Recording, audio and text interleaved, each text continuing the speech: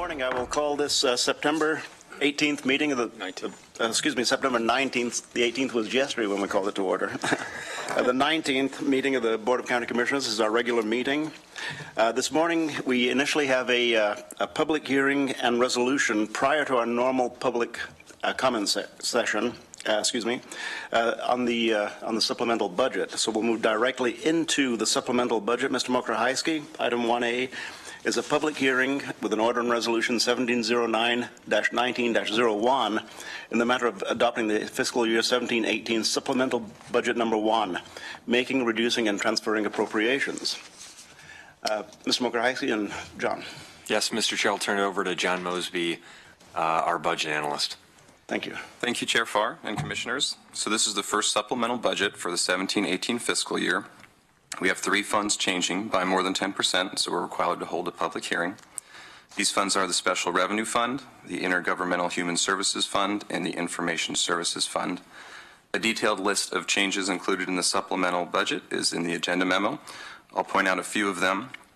In Public Works, state transportation funds have been added to the road fund, including 11 FTE. In our public safety divisions, we've added State Community Corrections Act funding, as well as Adjustment Reinvestment Grant Program funds, including 5 FTE in parole and probations. We've added a sergeant in the levy fund to support population management services. Total FTE change in the supplemental budget is 30.05 FTE. And total budget change is $12,302,893. Excellent. Any discussion or questions for Mr. Mosby from the board? Seeing, hearing none, then I will open the public hearing. When I open the public hearing, Mr. Mosby, Ms. Mokrahajski, this is a public hearing for the supplemental budget. Subsequent to this, after we begin the main portion of our regular meeting, we'll take public comment, general public comment. There'll be no general public comment at the supplemental budget hearing, which is what I will be gaveling in now. So I will open the public hearing. Is there anyone signed up to speak for the public hearing on the supplemental budget? I see none. Close the public hearing. Further questions or comments? Then we have before us order and resolution 1709-1901. Commissioner Bozievich. Thank you. I'd like to move approval of order 1709-1901 in the matter of adopting the fiscal year 17-18 supplemental budget number 1. Second. Moved by Commissioner Bozievich, seconded by Commissioner Lyken. Discussion to the motion. I see none. Then I'll call for the vote. All those in favor, please say aye. Aye. Aye. Passes unanimously. Thank you, Mr. Mosby. Thank you. Now we'll begin the regular portion of our meeting. Item number 2 on our regular meeting. This is the Board of County Commissioners September 19th meeting. Adjustments to the agenda. Mr. Mokrahajski, any adjustments to today's agenda? No, we have none. To the board. Seeing no adjustments, we'll move directly into public comments. And bear with me one moment. The speakers will be taken in the order in which they sign up and limited to 3 minutes per public comment. Today we have 5 people signed up, so it will be limited to 3 minutes per public comment. When you step to the mic, please state your name and address for the purpose of record, after which your time will begin. First person we have signed up today is Joe Tyndall, who is followed by Beth Poole. Good morning. And the podium is, Mr. Tyndall, the podium with the mic is right there. That way you get the full benefit of the cameras. Okay. It's easier with the when you got a computer sitting. Okay, my name's Joe Tyndall. I live at 212 Benjamin Street in Eugene. Okay. The uncivil war over free speech has turned violent. During and since the last election, political correctness, a tool used by the left to enforce conformity, has traded words for fists, sticks, rocks, and worse. Their targets are similarly arming and fighting back. A source for this madness sits 1 mile southeast. Third-wave intersectional feminist Marxists on the long march to communism colonized universities and trained 2 generations of social justice warriors who have in turn colonized government, media, Hollywood, and Silicon Valley, taking control of the public square. These folks dogpile and punish anyone who dares to disagree. We now know Matthew Halls was fired from the Oregon Bach Festival because of an inside joke between Halls and longtime friend Reginald Mobley, a world-renowned tenor. Mobley went public indicating a white woman overheard them talking and reported it to the U of O authorities, claiming the joke was a racial slur. A grievance-mongering, thought-nannying, victim culture, virtue signaling, social justice warrior on the hunt to call out every hateful microaggression and assure these crimes are fully punished to rat out this deplorable pair. The system immediately and decisively responded to this outrage. Mobley supporting Halls obviously pegs Mobley as a hate-filled, Trump-supporting, white supremacist Nazi who needs to be punched. Mobley happens to be black. The U of O has tolerated teaching social justice ideology. They pander to the mob they created with building denamings based on bogus scholarship, punishment for Halloween costumes, kangaroo court, rape tribunals, and no platforming of alternative viewpoint. They foster a culture of intimidation where faculty and students self-censor. Students have been roughed up for challenging the dominant narrative by gangs of white knight allies. Antifa-style violence is inevitable. Nearly every tenet of social justice ideology is demonstrably false. Yet, as with every cult, the social justice sacred myth contains tools to deflect criticism. The nonsense includes identity politics, postmodernism, rape culture, patriarchy, the wage gap, toxic masculinity, the glass ceilings, the Black Lives Matter narrative on police brutality, and so on. The term social justice is itself Orwellian doublespeak. In a few days, Free Speech Week at Berkeley marks the start of a campaign of words against the social justice horde. From Michael Moore to Lena Dunham, organizers invited a long list of left-leaning pundits to speak, discuss, and debate. They all boycotted this event. How will you five distinguish yourself during this war? Thank you. Well timed, Mr. Tyndall. And if you wish to submit written testimony to support your oral testimony, anyone can do that. So thank you. And next person we have signed up today is Beth Poole, who will be followed by Jerry Settlemeyer. Good morning. Good morning. I'm Beth Poole, live at 78628 Cedar Park Road, Cottage Grove. And I'm here to talk about regulating the marijuana grow sites. And to begin with, the issue close at hand, or the general issue, is the size of the grow sites and the distance away from, or the proximity to, residences. The Cedar Park site that you became aware of last week, and appreciate all the support that you have shared and the concern that you have individually and collectively as a group. The Cedar Park Road grow site is has as its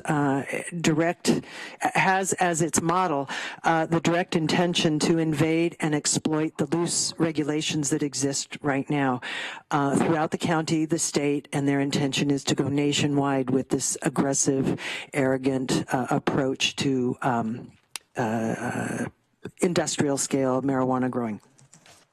The agencies, the multiple agencies that we have called with complaints, are understanding, and they are doing what they can, but an example of their limitations is Cedar Park Road site is one of 200 cases.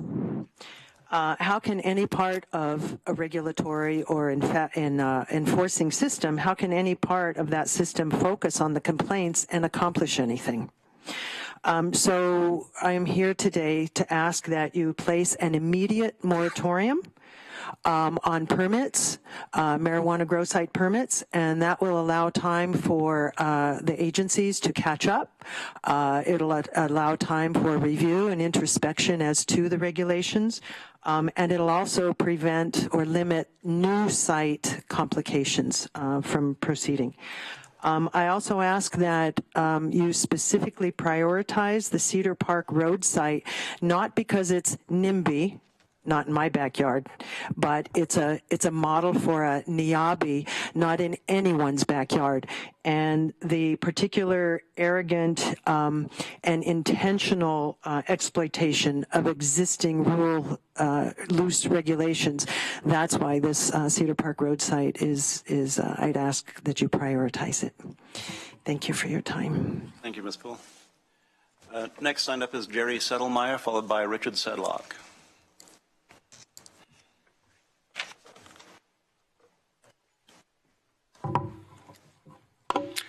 Jerry Settlemeyer, 78578 Cedar Park Road, Cottage Grove.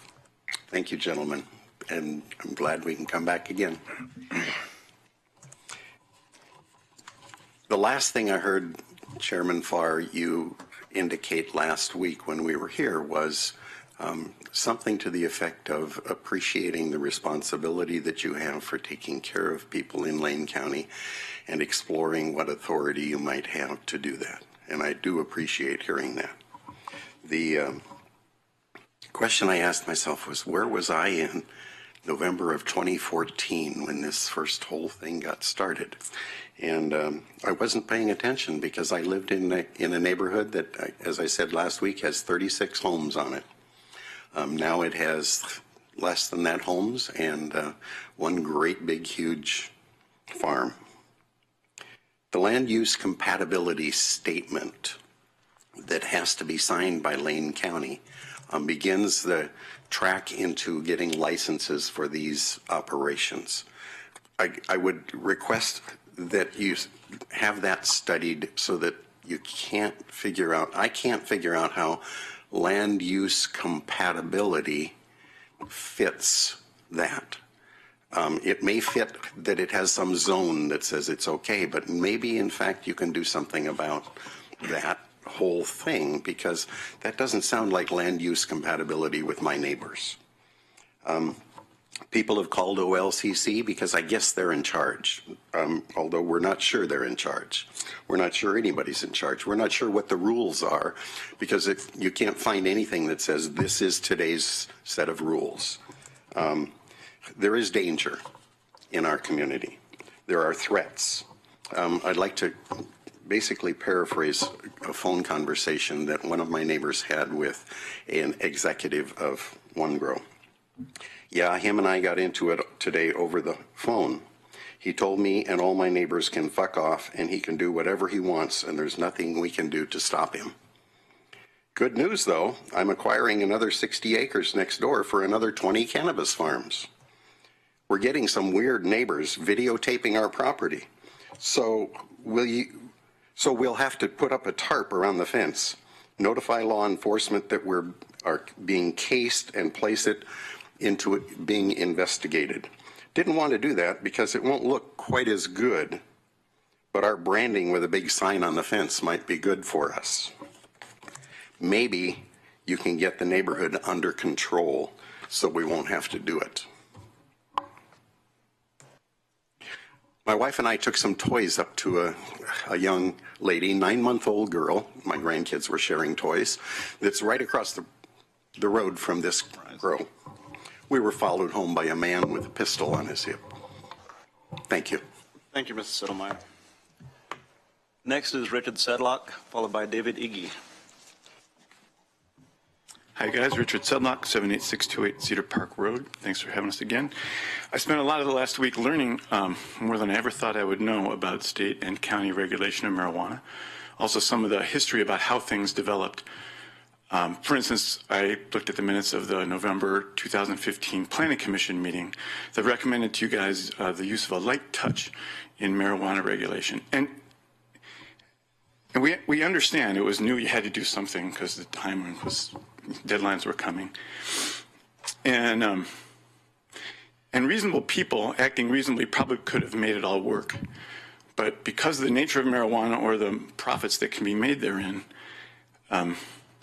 people who aren't reasonable are attracted and people acting unreasonably happen. And they know that in a regulatory atmosphere that is light touch, they can pretty much get away with anything. I have here 6 copies of a brief document I'd like to share with each of you. It's nothing formal. It's mostly pictorial, in fact, and it's a demonstration of at least 3 and probably 4 what we consider to be significant violations of state and county regulations. 3 of them are, what's in there is based, most of it's based on an aerial photograph the company supplied on their Facebook site, so I didn't have to do much sleuthing really. And it showed onto it, I have superposed, it's on page 2 of that, I've superposed the county's tax lines. 3 tax lots have at least way more than the 40,000 square foot canopy that the state prescribes as the limit for outdoor grows. Unless this county, and we can't find any evidence this has happened, unless you've permitted in excess of 40,000, all 3 of those lots are egregiously over. In addition, one of the 3 lots is an RR5 lot on which it's prohibited. And this isn't take great sleuthing, the last of the issues of the pages of the picture I took yesterday from the street showing full growth cannabis plants on the 2.3 acre tax lot, RR5 tax lot. So we request that you curtail it as quickly as possible. It's not going to take a whole lot of manpower to ascertain what's going on and to curtail it to the extent possible. We don't know what is you're permitted to do here or capable of doing. We also request, I reiterate my neighbor's requests for a moratorium on further action. These people know that nobody's pursuing them. We understand that you're understaffed, and this is what happened when the door was open with light touch regulation. People just barged on through. There was profits to be made. And we request that when the moratorium is lifted, F2 properties are no longer permitted so that you can protect rural residential zones for promoting a compatible and safe rural residential living environment. That's from the Lane County text zoning code. Thank you. Thank you, Mr. Sedlock. Your written testimony will be placed in the record also. The final person we have signed up today is David Iggy. Actually, it's Eigel. Oh, That's all right. you know, for years, you've I never know. corrected me. For 90% of people get it wrong. I have I'm concerned about the denaming of Dunn Hall, which I know you don't affect directly, but in an indirect reason, that's why I'm here. I have contacted each of the 3 historians, and I have spoken twice to the Board of Trustees and Mr. Schill, and after I produced my blog, which I have sent you all reference to, I've challenged each of the historians and Mr. Schill to state why someone should not consider the original history report who supported denaming to not merely be incompetent but fraudulent. No one has come back with any reason. The actual story of Professor Dunn and his relationship with the Klan was actually, like most of the initial recruits in Eugene, was brief and innocent, and it was only after the recruitment in the summer of 1921 that this fraternal order was exposed as corrupt, and it appears that almost all of the initial recruits quickly disassociated from it. It was not violent. Mr. Schill has gone about associating the fraternal order with the lynchings of blacks, Catholics, Jews. It didn't lynch anybody. Neither did the Elks Club or the Moose. Their recruitment had largely been facilitated because of their support for the new law of prohibition and their desire to oppose the corruption of the police, politicians, and government officials, hardly immoral conduct. Federal prohibition went in 1920. The moral Frederick Dunn support for prohibition stemmed from his Methodist religion, which called upon him to be of service to others. The local Methodist Church displayed Professor Dunn's picture in their Heritage Hall for generations. They would not have done such a thing if Schill's report were true. Mr. Schill's dishonest attack on Professor Dunn constitutes an unwarranted attack upon many generations of Methodists in this community. As someone who was raised as a Catholic in the very St. Mary's Parish, who was the actual victim of the local Klan chapter, I feel very comfortable stating that Frederick Dunn's memory should continue to be honored. Those who honored Dunn in 1962 knew the actual history. Mr. Schill's actions constitute an attack on the members of the university community of 1962, including Bill Bowerman and by implication Phil Knight. I have documented the actual history in my blog, realdunn.blog. At a minimum, I urge the commissioners to contact the governor and request an independent investigation of this matter, as the embarrassed trustees have failed to act, even omitting my report from the last June meeting, the materials that were provided for the meeting from the from the public website, and they were part of the meeting materials. In writing, ask Mr. Schill if he continues to vouch for the report that he used, and if he doesn't, ask him to explain why he hasn't made public statements reflecting this, and consider public displays in other education. Thank you. Thank you, Mr. Ragland. We have no one else signed up to testify today. However, if anyone in the audience would wish to testify before the Board of Commissioners at this point in time, please step forward, state your name and address for the record, and you will have 3 minutes to testify.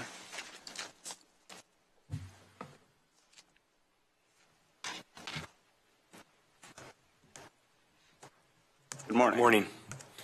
My name is Jim Chenoweth. I live at 33973 Twin Buttes Road in Eugene, Oregon. I have been poring over the 153 documents pertaining to the Walsh Trucking Company's lots 700 and 701. You guys have granted us a week to be able to present some more additional information to you guys in pertaining to their request for a zoning change from residential to industrial. And I'm telling you, there's a lot of information in there. You guys have, there's a lot of documents pertaining to those 2 lots, and some of those requests had writers along with them. I'm a layman. It's very difficult for me to pour through all of that information.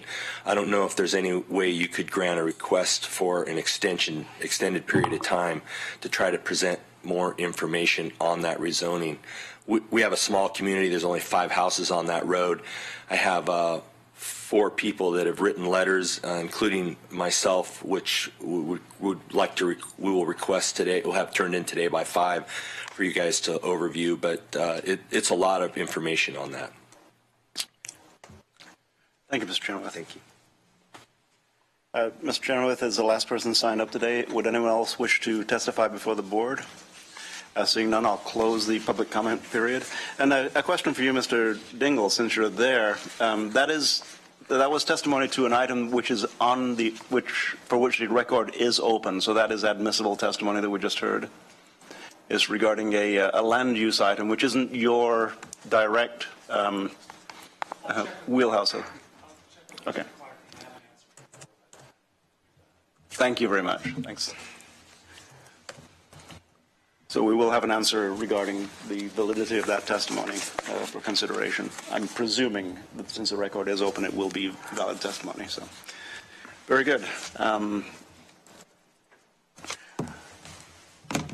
For the board, remonstrances or other issues. Commissioner.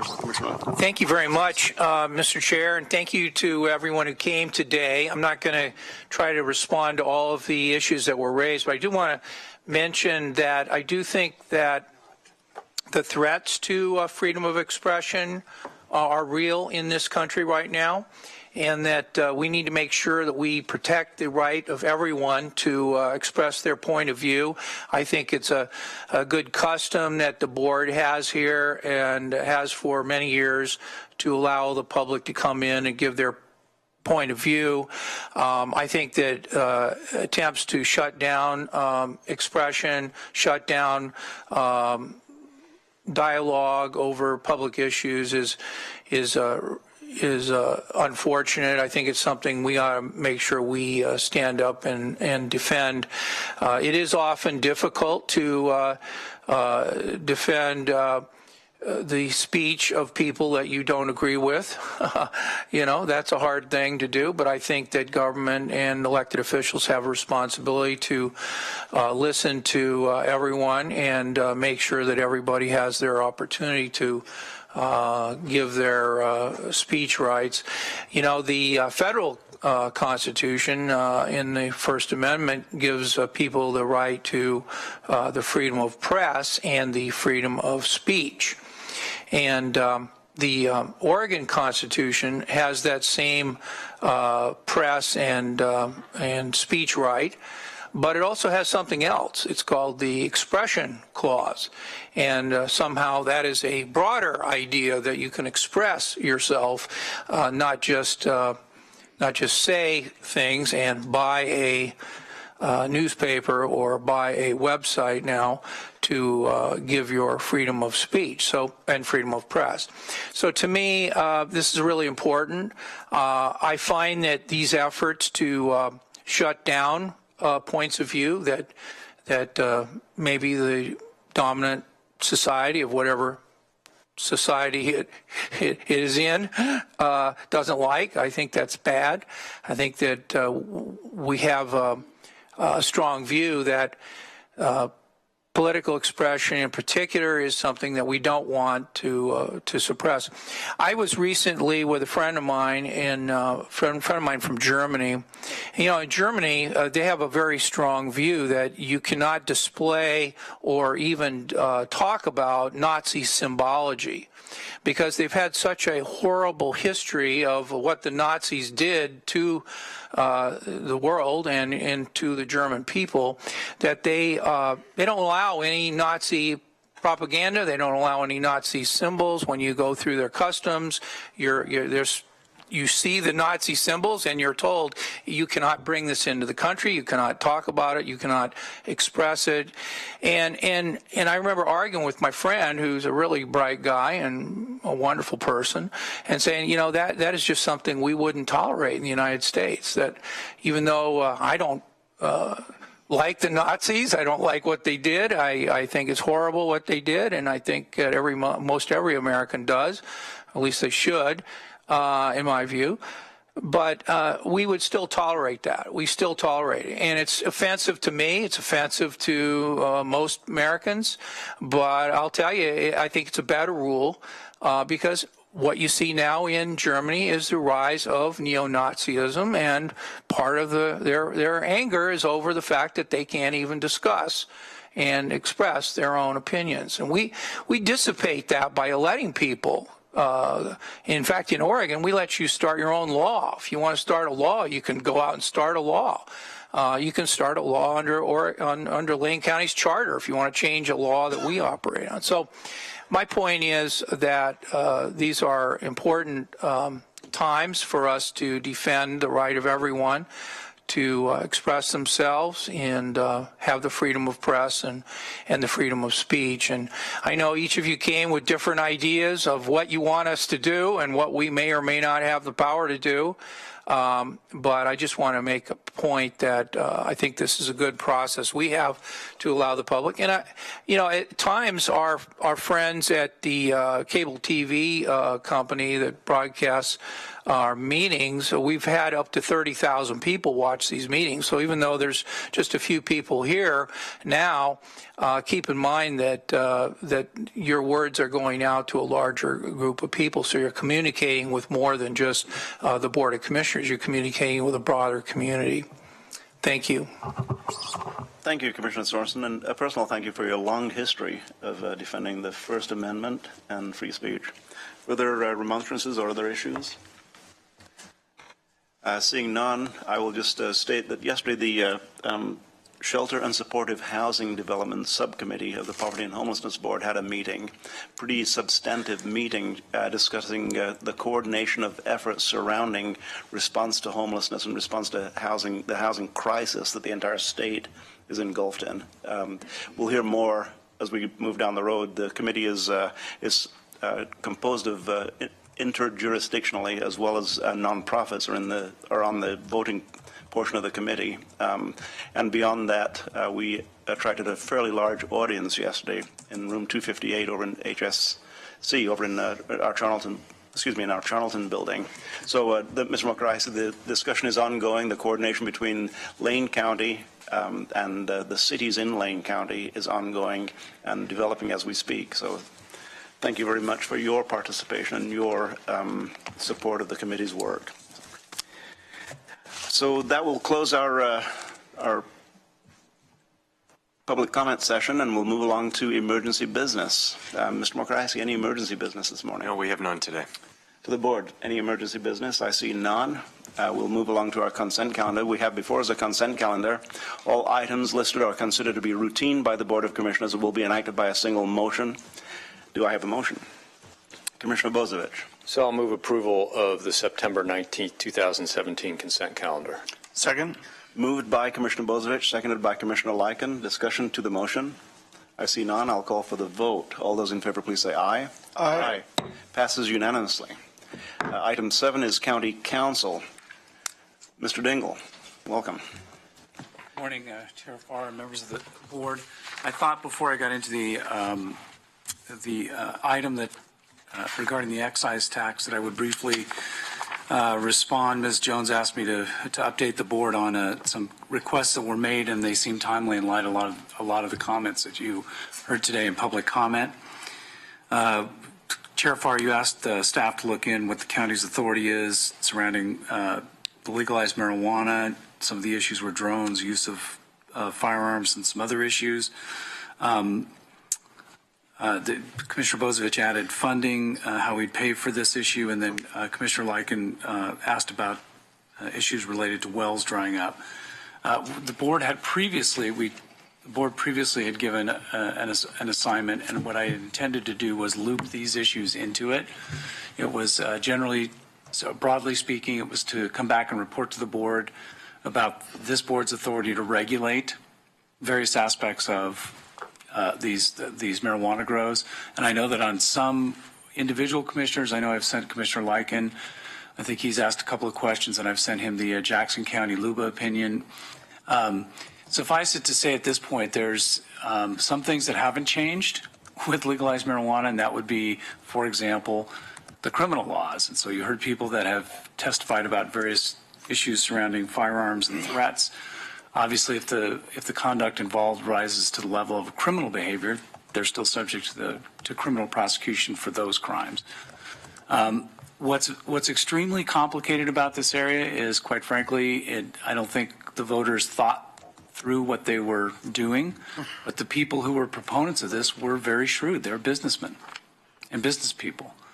It's not an accident that marijuana was categorized as a farm crop, because farmers enjoy specific protections under Oregon law. They also were very careful to limit local authorities' ability to preempt certain aspects of the statute, because they knew they wanted to have the control. So and then to further complicate matters is you have to navigate between medical marijuana, recreational marijuana, the OHA and the OLCC, and certainly I can appreciate the folks in the audience, I can appreciate how frustrating it is for them. You may not know exactly what kind of grow it is, and so you don't know whether you should call the OLCC, whether or not you should call the Oregon Health Authority, who's regulating it.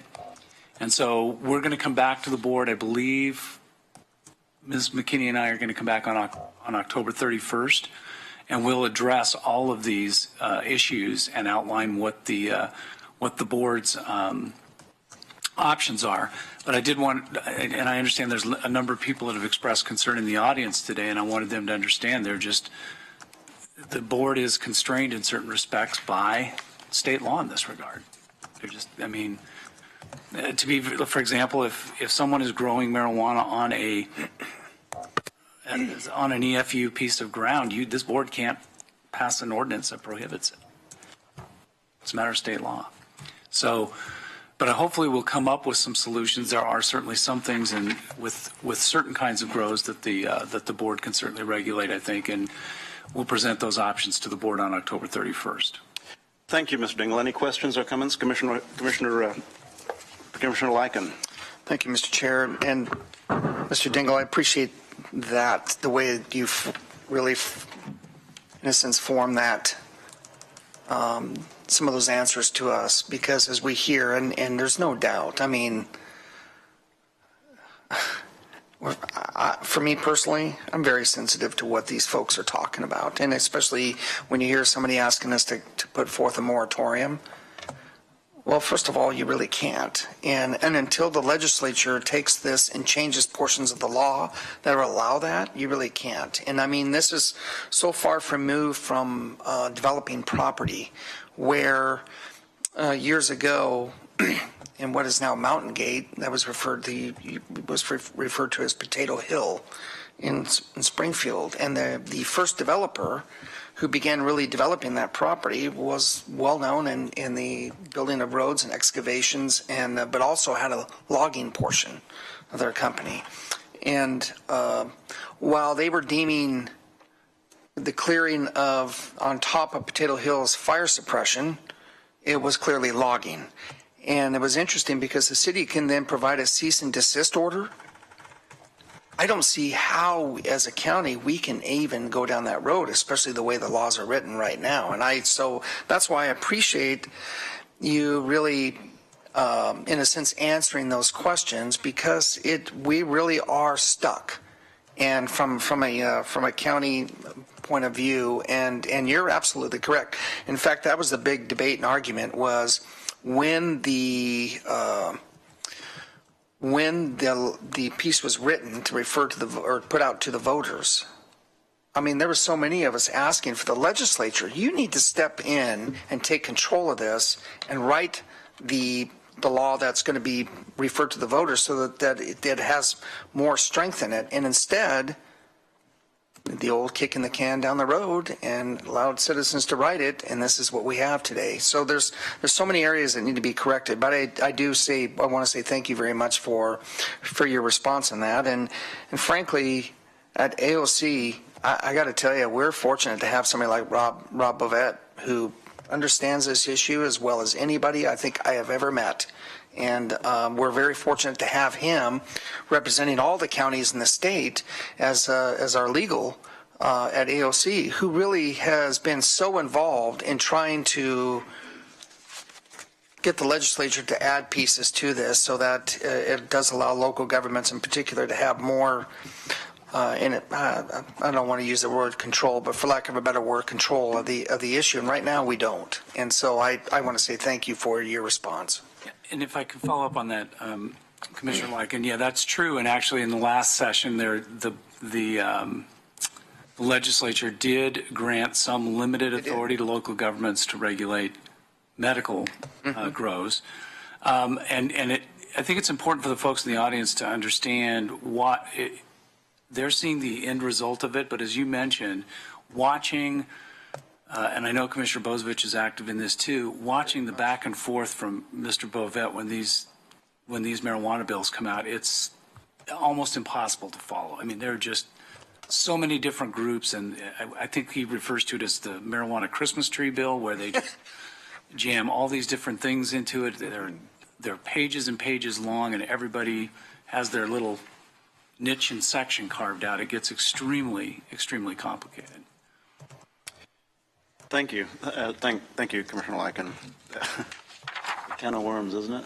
Very much so. And it continues to move forward. I'll remind Council we do have a 10 a.m. time certain, which is the report on Travel Lane County's annual report. Mr. Dingell, then we'll move along to your item B, a discussion Mr. Chair, before I'm sorry, let's continue. Yeah, before we move on to the other item, with respect to the land use implications of the marijuana farming in Oregon. You mentioned that this is a result of partially the voters approving the ballot measure. My understanding is the voters approved the ballot measure, and then the legislature took a really serious look at the whole thing and had you'll excuse the term, joint task force of the House and Senate, and put together a major amendment to what the voters passed as a statutory, change in Oregon law, and that's part of why Mr. Bovet has had a role, is because the legislature was considering how to make changes in this and to accommodate the people that were for the measure, against the measure, and people who were looking at the practical impacts of anything the legislature might modify. So I do think it's more than just the voters passed it. There's also been a series of amendments, and I think they're kind of fast and furious. They're coming at us fairly rapidly, and there might even be some from the 2018 special session. So I do think it's not just a matter of the voters passing medical marijuana, and then the voters passing recreational marijuana. It's also the legislature then trying to respond to these ballot measures, and the advocates of the ones that were constitutional failed.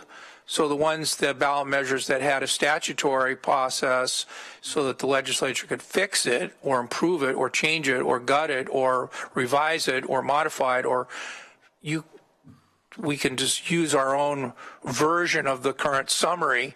I would just say they're trying to cope with it because there seems to be a rather large demand.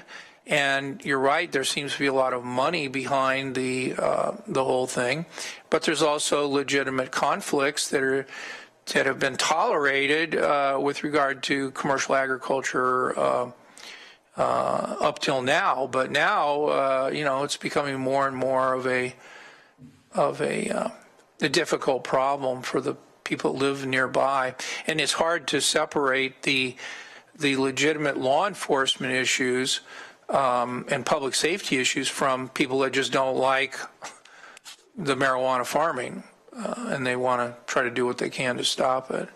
On my part, I'm quite concerned that this state seems to have a large number of vices as part of its economy, whether it's gambling, whether it's alcohol, whether it's marijuana.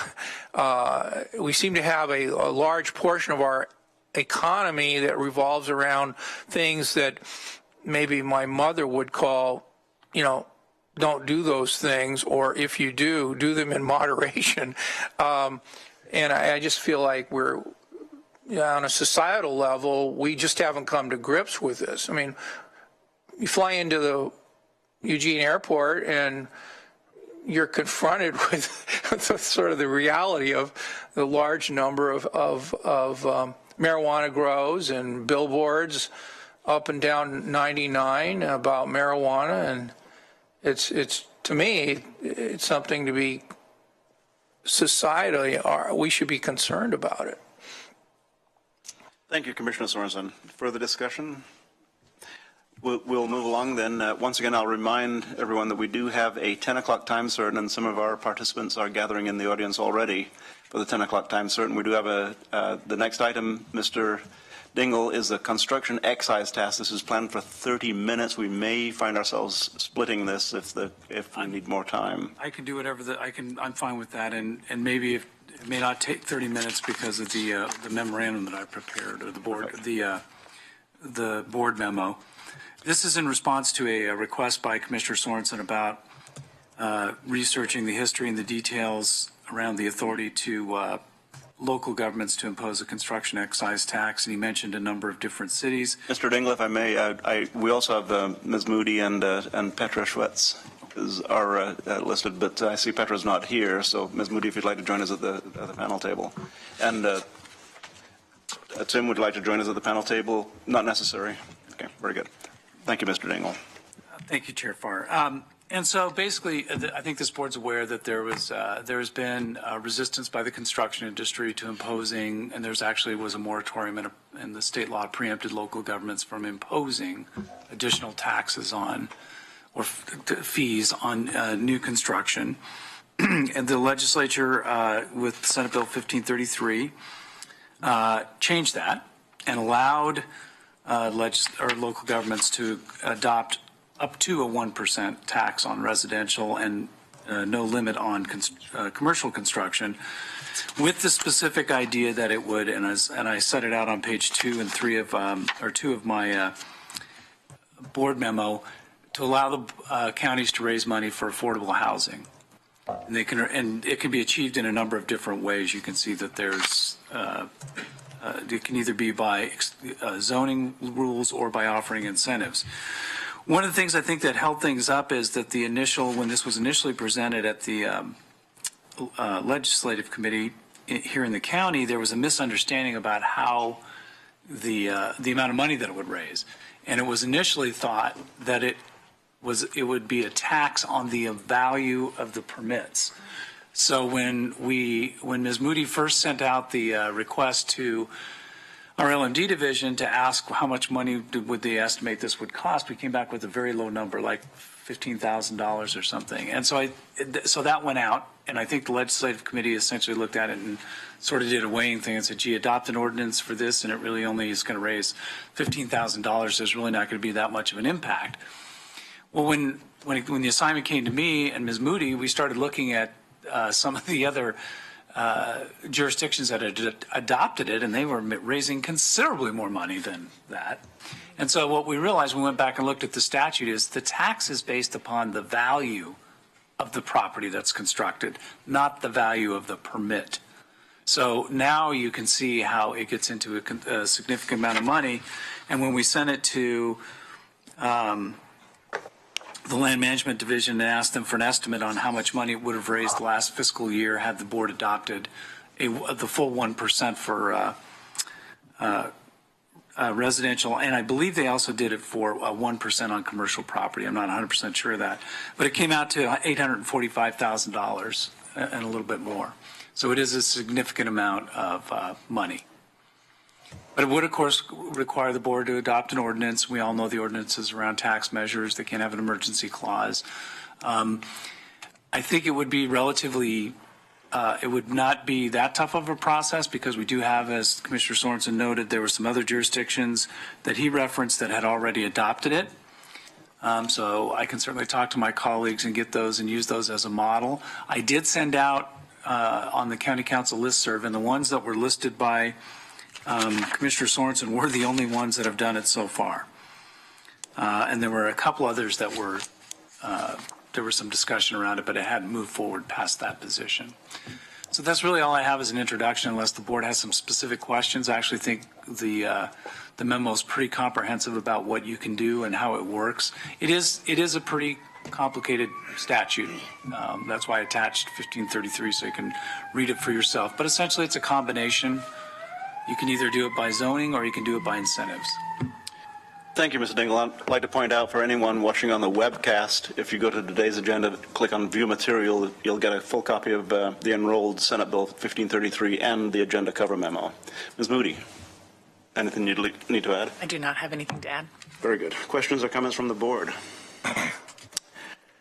Commissioner Sorensen. So on the legislation, it gives cities the same authority. Correct. So if, for example, one of the cities or all the cities in Lane County wanted to move forward with this, they could enact this fee. And is the fee itself subject to the referral process? Well, I mean the referendum process? I think that if the short answer is yes. I mean, a citizen, if it were to be adopted by a jurisdiction, yeah. would it could be either way. In other words, the jurisdiction could put it up to a vote for the people. A referral. To adopt it, or if someone were unhappy with it, they could certainly use the appropriate process to repeal it. Okay. And then regarding the method of the tax, the legislature allows local government cities or counties to enact the tax, but only up to 1% of the construction value. Right. And new construction value. Right. Yeah, well, it's new construction, and then there's also a part about there's a specific part that deals with additions. So yes, essentially new construction. Is there a restriction on what the money is to be used for? Yeah, and as I point out in my in the memo, it's divided up. It could go certain places. The interesting part is that the last 50% of the construction excise, or the industrial, commercial, excise tax, there's no restriction on how that money is used. But the money from the residential excise tax, it's very specific about how it, the percentages and where it needs to be spent. Can you, although it's a pretty broad definition of affordable housing. I mean, it could be used in a variety of different ways to support affordable housing, like, for example, down payment relief, new construction support. Could the local government create a revolving fund to assist people with down payments on houses? Interestingly enough, one of the mandatory places that part of the fund has to go is the fund that does that at the state level. But there would be no restriction on as far as I can tell, of a county or local jurisdiction adopting their own revolving fund, if you will, that's similar to that. I'd have to look at the state statute. I can't believe that statute would preempt or prohibit local jurisdictions from supplementing that. The ones I can remember from my email were Tillamook, Hood River, and Multnomah County. Was there opposition to implementing this and were those ordinances the same, or are they different county ordinances in each of the three counties?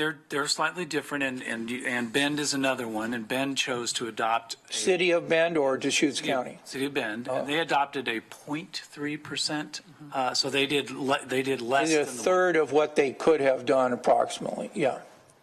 So I have not heard any, when I sent it out on my county council listserv, I did not get anything back in terms of any kind of, severe controversy, but I could certainly follow up on that and ask the specific county jurisdictions that were involved whether or not there was. Okay, good. Well, I know that this is an issue that is any kind of tax or fee is always going to be controversial, particularly with the people that are going to be paying that tax or fee. And I think that we have to decide whether some of the other demands that are on us warrant us to look into this further. I personally would like to see us look into it further, because I think that in those communities that have already plowed this ground, namely Hood River and Tillamook and Multnomah counties, they've got the same dimensions to their economies and their services that we do. There are obviously some much smaller and some much bigger than us, but the kinds of problems of affordable housing and figuring out how to help people are present in all three of those counties as they are here. Are there any other cities besides Bend that have done this? It's not Multnomah County, it's the city of Portland. Oh, okay. Thanks for clarifying that. We have two counties and two cities. You have Tillamook and Hood River counties, and the city of Bend and the city of Portland. Okay. No other jurisdictions thus far? Well, Metro. Metro is a separate authority that has what's their tax rate, Metro's?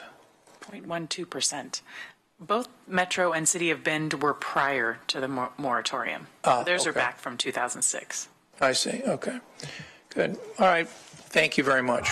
Thank you, Commissioner Sorensen. Commissioner Lyken. Thank you, Mr. Chair. So a question I have, and I was looking through the House Bill 1533 to look at the language there, so I'm just going to ask, instead of me trying to find it, so is this the excise tax is only on residential, or is it on commercial industrial? It authorizes both. Okay. So in my memo, just so the acronym is, I do one is RCET, that's the residential construction excise tax, and the other one is CCET, which is the commercial construction excise tax. And the bill divides up how the money can be spent and where it goes differently depending on which tax is used. So a jurisdiction has the authority to, or the ability to adopt one or both. And again, you're capped at 1% on the residential. There is no specific cap on the commercial. So when you say commercial, you're not including industrial. I think it would. Industrial would be. Okay, because I want to make sure that's because there are two different types here. So the commercial and industrial kind of make up two different types of construction. So commercial to me is more of retail, that type of thing. Industrial, of course, is a some sort of manufacturing or warehouse type of facility. So my reading of the statute, Commissioner, is that anything that's not residential is commercial. Okay, the reason why I bring this up, because what I did is yesterday I just wanted to make sure people are aware. The Home Builders Association was not aware we were having this discussion. The realtors were not aware we were having this discussion. The commercial realtors were not aware we were having this discussion. So if the board wants to go down this road and take a look at this, I strongly believe that we should put together some sort of task force that would include those from the affordable housing side, those from who represent real estate, residential construction, and those who would represent the commercial side of things, and have them get together and talk about this, because I always found it very useful that when I was mayor that we would engage with the local home builders association, the realtors, even on when we were looking at raising SDCs. We would engage in these different groups to find out before going down that road. So that's my thought on this. I'm interested in looking at it, but I'm not interested in saying, yeah, let's just go forward on doing this. I think it's important to bring those where this could potentially affect from an economic standpoint, bring those together and talk about, because frankly, what that would also do is get more folks out in that area to be much more engaged in the affordable housing issue. And where I still believe there's somewhat of a disconnect. I think people are clearly understanding workforce and affordable housing, but affordable housing as a whole, there seems to be a little bit of a disconnect. So I think bringing all of those involved would be very helpful. And it would also allow us to make sure that we're doing this in a very prudent fashion manner. So that's my thoughts on this, and I would be interested in hearing my colleagues their thoughts as well. But I have an interest in maybe having another look at this.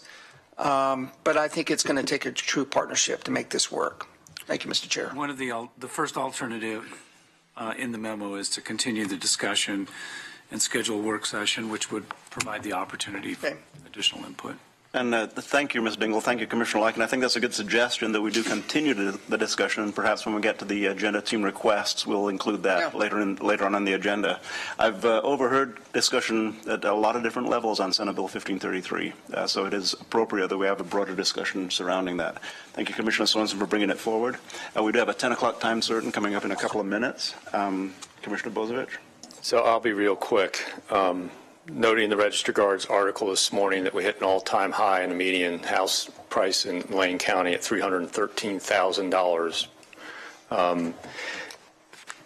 Basically, if you go backwards from what they estimated originally, the $15,000 based on permits, our permit fees are costing the construction industry $1.5 million a year. We're talking about adding $850,000 to that permit cost, and assuming that somehow or another we as government are going to take that capital out of the private sector and use it more efficiently in providing affordable housing than the private sector would, I'd like to end the discussion today. Thank you, Commissioner Bozievich. We'll see no further discussion surrounding that. Thank you, Mr. Dingle. Thank you, Ms. Moody. And Mr. Mokrzycki, we have about 3 minutes before our 10 o'clock time certain. We're at announcements from county administration. Mr. Chair, I think my announcements are likely to be a little more lengthy today, and I believe we have everyone here from Travel County. So if you'd like to take that item, I think are you prepared to do that? That is good. Thank you very much. So our next item, item B, we'll move 8A to following this agenda item, which is 8B. So a report on Travel Lane County, the annual report. Today we have Kerry Westland, the President and CEO of Travel Lane County. And Ms. Westland, if you would introduce your panel of one, and if you would wish to bring forward any further panel members, that's fine. And if do us a favor and introduce your audience. And I trust that Mr. Vobor is here to talk about the linebacker duties at the University of Oregon. Anything going there? No? Okay. I think Mr. Vobor is being restricted to technology today. Okay, shoot. Well, after the meeting, Mr. Vobor. Thank you, Chairman Farr and Commissioners. Thank you for the opportunity to present to you today. Andy is with me as our Vice President of Stakeholder Relations, which includes members, community leaders, residents, pretty much the entire world outside of our target audiences. I've got Natalie Inoue, who I think all of you know, our longstanding Vice President of Leisure Marketing. Sally McAleer is our Vice President of Integrated Marketing, oversees our platforms. And we have 3 board members here today. Mike Drennan, who's a longtime Traveling County board member, Dana Terrell, and Tucker Davies. I think you know all 3 of those folks and appreciate them coming with us today to give you our annual report, which is another strong program year. I guess my one caveat of the day is to express sadness that we weren't able to secure the 2020 Olympic trials. Our ROI would have just about doubled.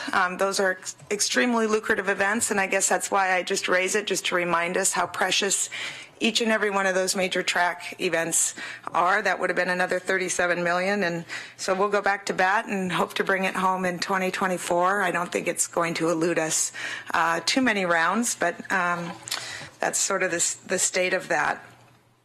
Want to give you an update on our membership. As you know, we have a private membership program, and businesses pay nominal dues to leverage the resource that you're investing in destination marketing.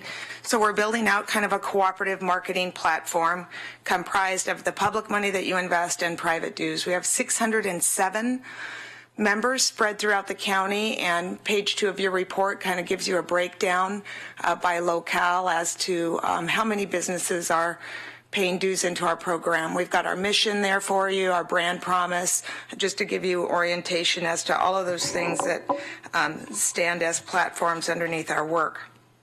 Our overall returns that we're able to measure, and we can't measure everything, but we report out what we can. It's about $42.3 million for the program year that ended June 30th, and that's a return of just over $16 for every room tax dollar that you invest in the program.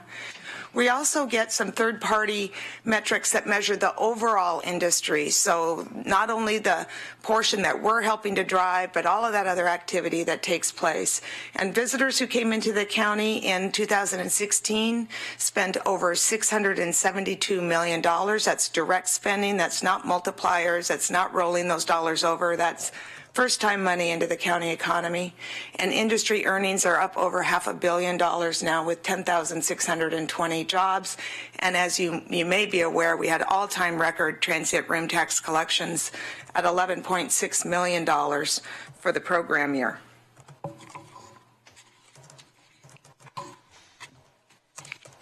So we always kind of share how those dollars come into the economy. So this is, again, that first-time spending lens.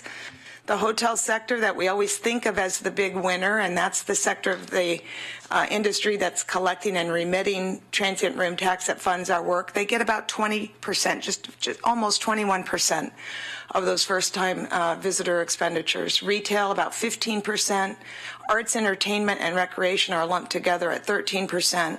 Local transportation and fuels at 11%, because we are a heavy drive market, and this spending number does include people staying in private homes. So this is not just folks staying in commercial lodging. This is all of our visitors. And then food and beverage at 41% of those first-time expenditures. And then this is just a look at that incredible growth that we've seen in commercial lodging revenues that's reflected in transient room tax collections. We've had multiple years of very strong growth. We were up about 7% for the calendar year in room demand, commercial lodging rooms sold. We're starting to see a little bit of mixed results coming halfway into this calendar year. We continue to see some strength in rooms sold in Eugene, but a little bit of softening in Springfield and Florence. And we do get these community level breakouts. And we do have new rooms in the market with the Home to Suites that opened at 11th and Olive early in the calendar year. And of course, we started this year by hosting an Olympic trials in 2016, an all-time record month. Our TRT collections for that 1 month period were well over 1.5 million. We'd never seen anything like that before. And then in December, unfortunately, we got another shot in the arm because of the ice storms, and we had a lot of locals staying in our commercial lodging because they couldn't stay at home. Right and here. So right they here. actually they joined our visitors and contributed to commercial lodging revenues and room tax collections during the month of December. This gives you a look at Traveling County. We had just about a $3 million budget in terms of income for the calendar year. This gives you a sense as to how we break those dollars out, and it also gives you a sense as to the mix of TRT versus those private sector revenues that come in to the program each year. And then we want to kind of jump into some of the program outcomes for the year. We had a number of improvements to our website in the program year early on. We integrated a lot of social media streams, user-generated content, and then our blogs, which are really typically written by us or someone that we've invited to write, and they're a little bit longer format of marketing, and prospective visitors connect with them. We did participate in a study that I've detailed for you in the past that gives us an opportunity to estimate economic impact from this marketing platform that came in at about $6 million. And we know it's important to our member partners because we saw a good increase in private leverage of our website in terms of the ads that we make available to members who want to kind of go above their membership listings and actually buy featured listings on the website. We've spent some time talking about our focus on video and photography and some of the collaborative work that we've done. We continue to build on that and wanted to detail out for you this page of your report gives you a sense as to some of the additions that we made to our video library. We talked with you in February about the work we did with the Eugene Chamber on the workforce video. That was a great piece that we showed for you. We're working with Florence on a similar project. Sarah Means on your team is helping build some connections and make sure that we're connecting with folks throughout the county and getting those workforce videos done. And then we introduced a number of social media videos. We're going to show you a few of those as we get into the report, and then some longer format community videos as well. We continue to print our visitor guide, even though we have a lot of people think print is kind of a dead medium, but it's really not for us. We did some research a few years ago. A good number of visitors who request our visitor guide and receive it convert into travelers, and 78% of those folks that do actually bring their guide with them when they come into market and helps them make purchase decisions and extends their spending throughout the county. Our estimated impact on the 120,000 guides that we print and distribute is over $10 million. We're still distributing 120,000 of those books, and then we do some digital downloads, not only of the leisure guide, but we create planning guides specifically targeted to meeting planners and sports planners that we only do in digital format and make those available on our website for download as well. We also have been working a lot with a lot of focus on the food and beverage sector, and as you know, we implemented our Eugene Ale Trail and our Pinot Bingo wine orientation games over the last few years. We just celebrated the 3rd anniversary of the Eugene Ale Trail, and this year when we reprinted the Eugene Ale Trail, we added distilleries. We have 7 craft distilleries in the area now, and so those are located on the Eugene Ale Trail orientation materials so people can find their way to those craft beverages. And then the Pinot Bingo program has gone very well, and it was certainly a timely year for us to implement it with the Willamette Valley being named the #1 wine region in the world. And Andy, in putting together the annual report, dug up some good facts about the strength of our wine sector and the fact that wine sales in Oregon grew 17% last year, which was a much stronger growth rate than either California or Washington. We find that both the Eugene Ale Trail and the Pinot Bingo game card are really orientation materials for people. They use them to become aware of locations that maybe they hadn't visited before, and it just makes it easy for them to go to new locations. And you can see some of the results that we track, and we can really only track those game cards that are turned back into us. And there are many, many thousands more rolling around in people's pockets and handbags. On the visitor services side, we directly served over 17,000 people last year. We give you a breakdown on this slide. The Adventure Center continues to be utilized both by visitors and by locals. You probably remember that we sell Lane County Parks passes out of that location, also permits onto the public lands, Christmas tree permits. It's a Tickets West outlet. So we get a lot of local residents coming into that center as well as visitors. And then we do a lot of work on earned media, placing stories, working with publications who are doing stories. This is an Outdoors Northwest feature on Oak Ridge. And so we're pitching a lot, and we're watching editorial calendars, and we're trying to kind of spark articles, but we're also responding sometimes to things that just sort of drop in our lap. And we had kind of a fun project that did drop in our lap last year, a couple of C-SPAN opportunities. So on C-SPAN 3, there was a series done on the area that included the history of logging in Lane County, and so we connected them with Bob over at the Historical Museum to build out that story. And also, the Historical Museum helped us with the Eugene Pioneer history. They did a segment on that. The Wayne Morse Collection, we connected them with the University of Oregon on that. They did a section on Oregon activist Abigail Scott Dunaway. They did the history of Bill Bowerman, and then they worked with the Museum of Natural and Cultural History on Oregon, where past is present. And then on C-SPAN 2, they did a whole series on authors. So Mark Whalen, Danuta Pfeiffer, the Ken Kesey Collection, the U of O Night Library Rare Books Initiative, William Sullivan's Hiking Trails, again on Abigail Scott Dunaway, and then License to Practice. So it was kind of one of those fun opportunities that kind of came into the community, and a bunch of us made the most of it. The other thing I wanted to just briefly highlight for you is coming up, and it may happen even before I'm before you next, but we're working with the Eugene Symphony and the Mackenzie River Trust on a great February concert that will highlight the Mackenzie River. It'll be a fundraiser for Mackenzie River Trust, but we have helped by putting together a year-long photo contest on the river, collecting images that will show while the symphony is playing, and it'll be really a fabulous concert.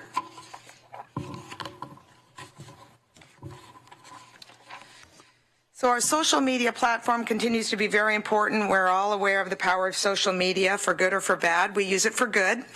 And we're finding in national surveys that while word of mouth and referrals from friends and relatives are always really, really critical trip motivators, 45% of travelers are saying that they got inspiration or planning advice on social media channels. So we want to stay relevant. We know video is important to staying relevant.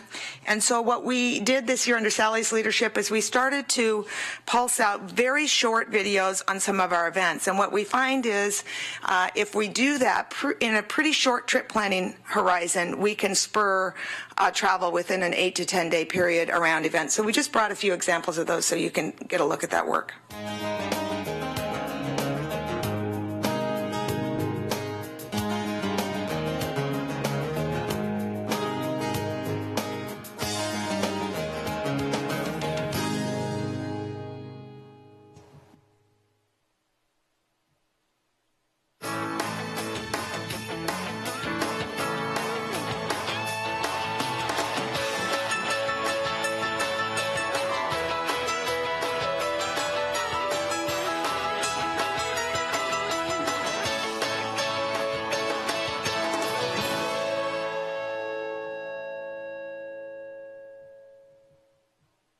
This is all footage out of our library that's available to folks to leverage.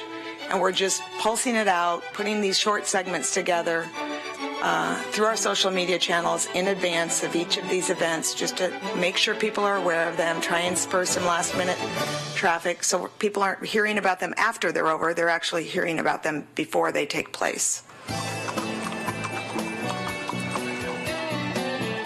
And this is a great opportunity for me to remind you of some of the great events going on throughout the destination as well. So we'll continue to do this, just pulling from our library and making sure folks are aware, particularly in these drive markets.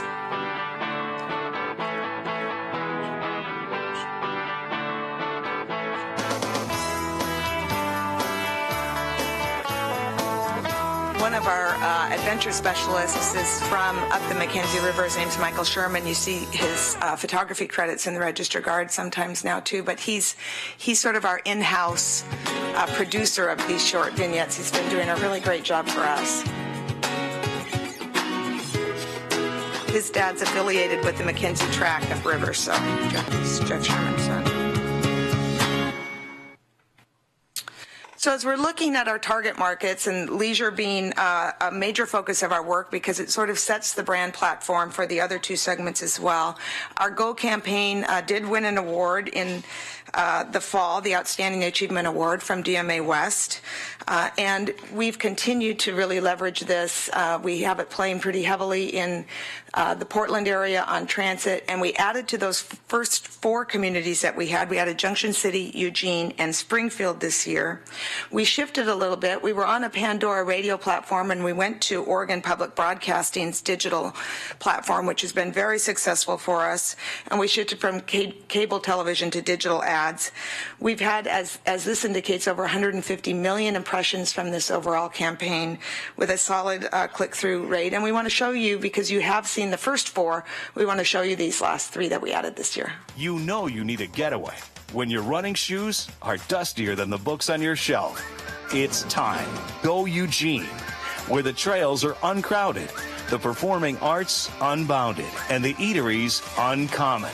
Go for a run, catch a show, taste something new, then stay and play another day. To plan your getaway, go to EugeneCascadesCoast.org/go. It's time. Go Eugene. You know you need a getaway when you've tossed your last wine bottle into the recycle bin. It's time. Go Junction City, where wineries and wide open spaces welcome you.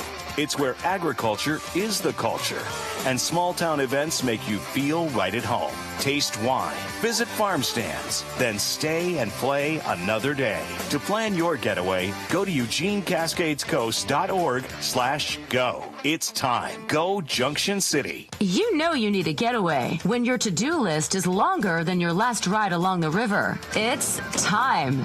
Go Springfield, where river paths are picturesque, public art is plentiful, and craft beer beckons. Ride along the river, tour murals and shops, try a new brew, then stay and play another day. To plan your getaway, go to EugeneCascadesCoast.org/go. It's time. Go Springfield. Feeling a little sensitive about vices. Great trip motivators, though. The river isn't of bias. On the meetings target side, now that's a little more of a targeted audience, and so we've got really strong digital performance on our meetings ads, almost 2 million impressions, and really strong click-through rates, well over the national average. We also, in the second half of the year, went into a vertical digital channel that's called Cvent, which is a global meeting planner platform, and put some video on that interface. We had over 2,200 video views, and they watched really essentially the entire video. So very, very happy with how that campaign is going. And then on the sports planner target, the Sports Commission has been a strong performer for us. We've had another strong year in sports bookings and have a whole ad campaign in targeted channels on that target market as well. We did celebrate our 5th anniversary. Remember, the Sports Commission is an outgrowth of the old Metro Sports Commission that was formed under an IGA with the 3 local government jurisdictions. We've had that Sports Commission embedded in our work for 5 years. We have the 5-year anniversary video that we'd like to share with you.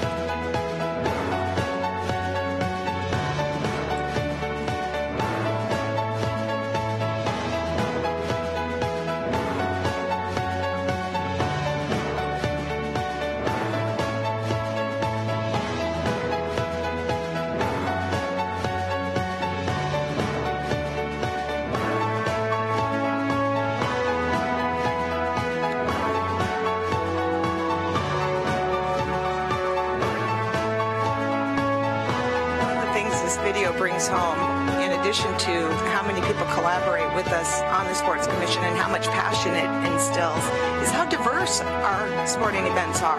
So we talk a lot about track because those are very lucrative events, very visible, and very important to us. But the reality is we have a very diverse fabric of sporting events that take place throughout the entire destination all year long. So it's been really a joy to get behind that work and really focus it. Janice Ross serves as the executive director of our Sports Commission. She wasn't able to be here this morning, but she has done a phenomenal job with that program of work. One of the things that the staff did this last program year was institute 2 new events. So each February, we now hold the only statewide sporting event industry conference called the Oregon Sports Summit. It was so successful in its inaugural year last year that it's moved from a 1-day to a 2-day event this coming February. And so we're generating some room nights. We're bringing colleagues in from around the state, positioning our destination as a sports tourism leader. And we're also pulling in local residents who are in the sports tourism industry, who want to launch an event, who already have an event, who need some skill building. We were getting a lot of the same questions over and over, and we put together this educational format really to serve. I have a question, if I may. You bet. I have my page pulled up here, and I have a Heisman Trophy candidate on my page. What happened? You changed the page a little bit. Yes, we did. We found out that he was not supposed to be pictured on that. I suspected that to be the case. So I didn't even know that. I'm completely innocent. Okay, thank you. The other event that the staff team put together was Sportstown Awards, and you might remember me talking with you about this. It takes place each June. It's the only event in Lane County that brings high school students from every high school throughout the county together to select the best male and female athlete of the year. Everybody's in one room. It's more than 300 people. So we're focused on high school athletics, collegiate athletics, amateur athletics, and sports tourism event awards. It's a fabulous, fabulous event. Really proud of the staff team for putting it together, and people from throughout the county really, really enjoy it. Wanted to spend just a moment touching on our collaborative partnerships with the other economic development agencies. We've spent some time talking about this the last couple of times I've been in front of you. We've got 3 examples in your report: the in-flight advertorials that we co-funded, the East Lane County Bike tourism studio. That work continues and has really pulled together a lot of partners. And then we did a collaborative with the City of Springfield, with your economic development staff team, with Greater Eugene Inc. We went, and the U of O Alumni Association. We went down into the Bay Area. We sort of pooled our targets, pulled them into a reception. We're doing a follow-up during the Cal game weekend to bring some CEO targets, some convention prospects. The university has some targets in that group into the community, reacquaint them with the area, or maybe acquaint them with the area for the first time. So we're really finding that work to be very meaningful. We're getting those video assets out to the economic development partners. We're working with the sector collaboratives, and I think I sent all of you an email not too long ago about the concept of conventions almost as billboards for the destination, and positioning locales as really innovation areas, and being selective in the kinds of conventions and meetings that you bring into an area and what that says about the area, and really kind of leaning into those sectors that have been identified as target industries to flesh out more conventions associated with those sectors. So a lot of work underway in that area. And then moving into transportation, as you know, we got our 10th direct service. That's Phoenix, started in June. We are super excited about that new service. We help fund those community matches on the federal grants when they're used to leverage new service. We're hoping that this isn't the end of it. We suspect it isn't. We think there'll be some more good announcements in the future. And as you know, the Eugene Airport is hitting over 1 million arrival departures, so that's over 500,000 arrivals, so that's really key news for us. And air transportation is so critical as we're positioning the community for either convention or sporting events, that air access becomes a really important complement to our great connectivity with the road system. And then, of course, we're out interfacing with the community. We did 8 city council elected official presentations. So we take this presentation, other presentations out before city councils. We have a goal of being before all 10 city councils at least once in every 2-year period. So Andy was overachieving a little bit this year, getting 8 of those done, and to all kinds of community and business groups. But we recognize that we're serving your constituents throughout the entire destination, and that includes those cities and those elected leaders in each city. And so we're trying to make sure that they're connected with the work that we're doing on behalf of Lane County as well, so that they know you're making a good, solid investment in the destination marketing program. Just a couple of follow-up items. We had a group that did travel to London to attend the World Track Championships in August. So there were folks from Tracktown.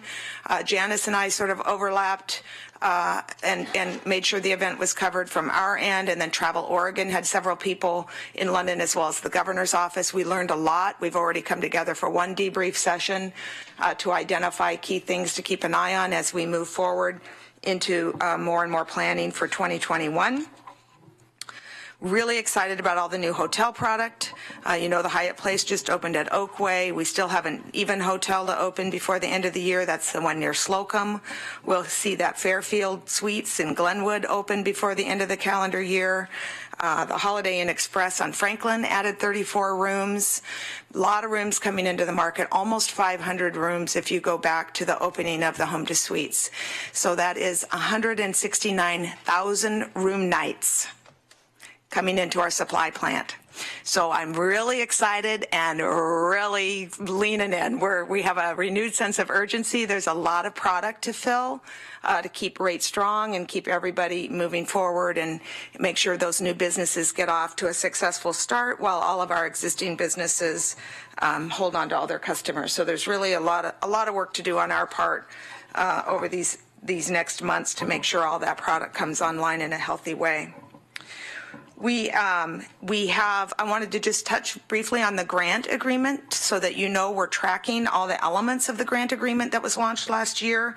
We are setting up a reserve. We had about $168,000 in TRT collections that came to Travel Lane County that will be set aside in the mandatory grant reserve fund. So anything that's more than 3% higher than the previous year's collections that we received gets set up in a reserve account. So that work is underway. We're working with Christine on that. We're going through a national accreditation process. It's called the DMAP accreditation process, and that should set us up well for the performance evaluation that is also part of the county grant agreement. So later in the year, we'll go through that performance evaluation process, and hopefully we'll be able to make that process very efficient by handing over the learnings that come out of the accreditation work.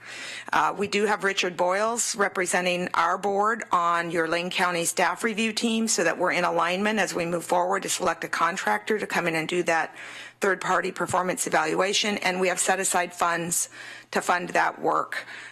Because it calls for us to fund it as part of that grant agreement.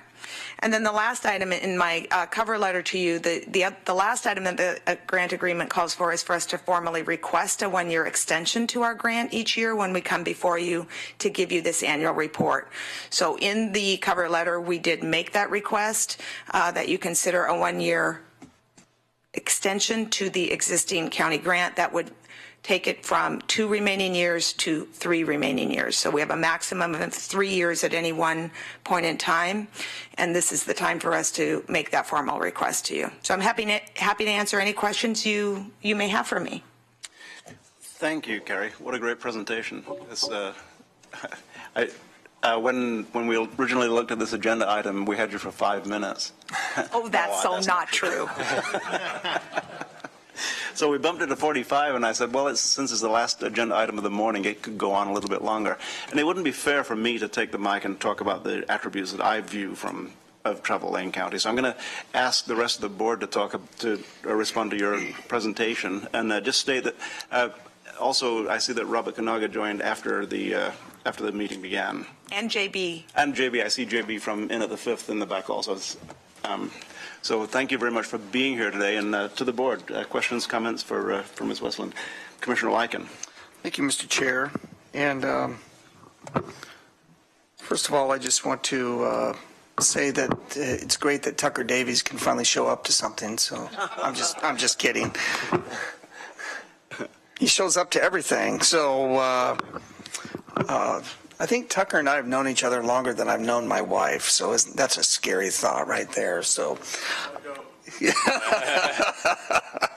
So here's a couple questions that I have, and what I would like to do is maybe focus more on the collaborative partnerships, because I think that's going to be key. When I was looking at the staff and who was involved in what, I would like to talk to you a little bit about aviation.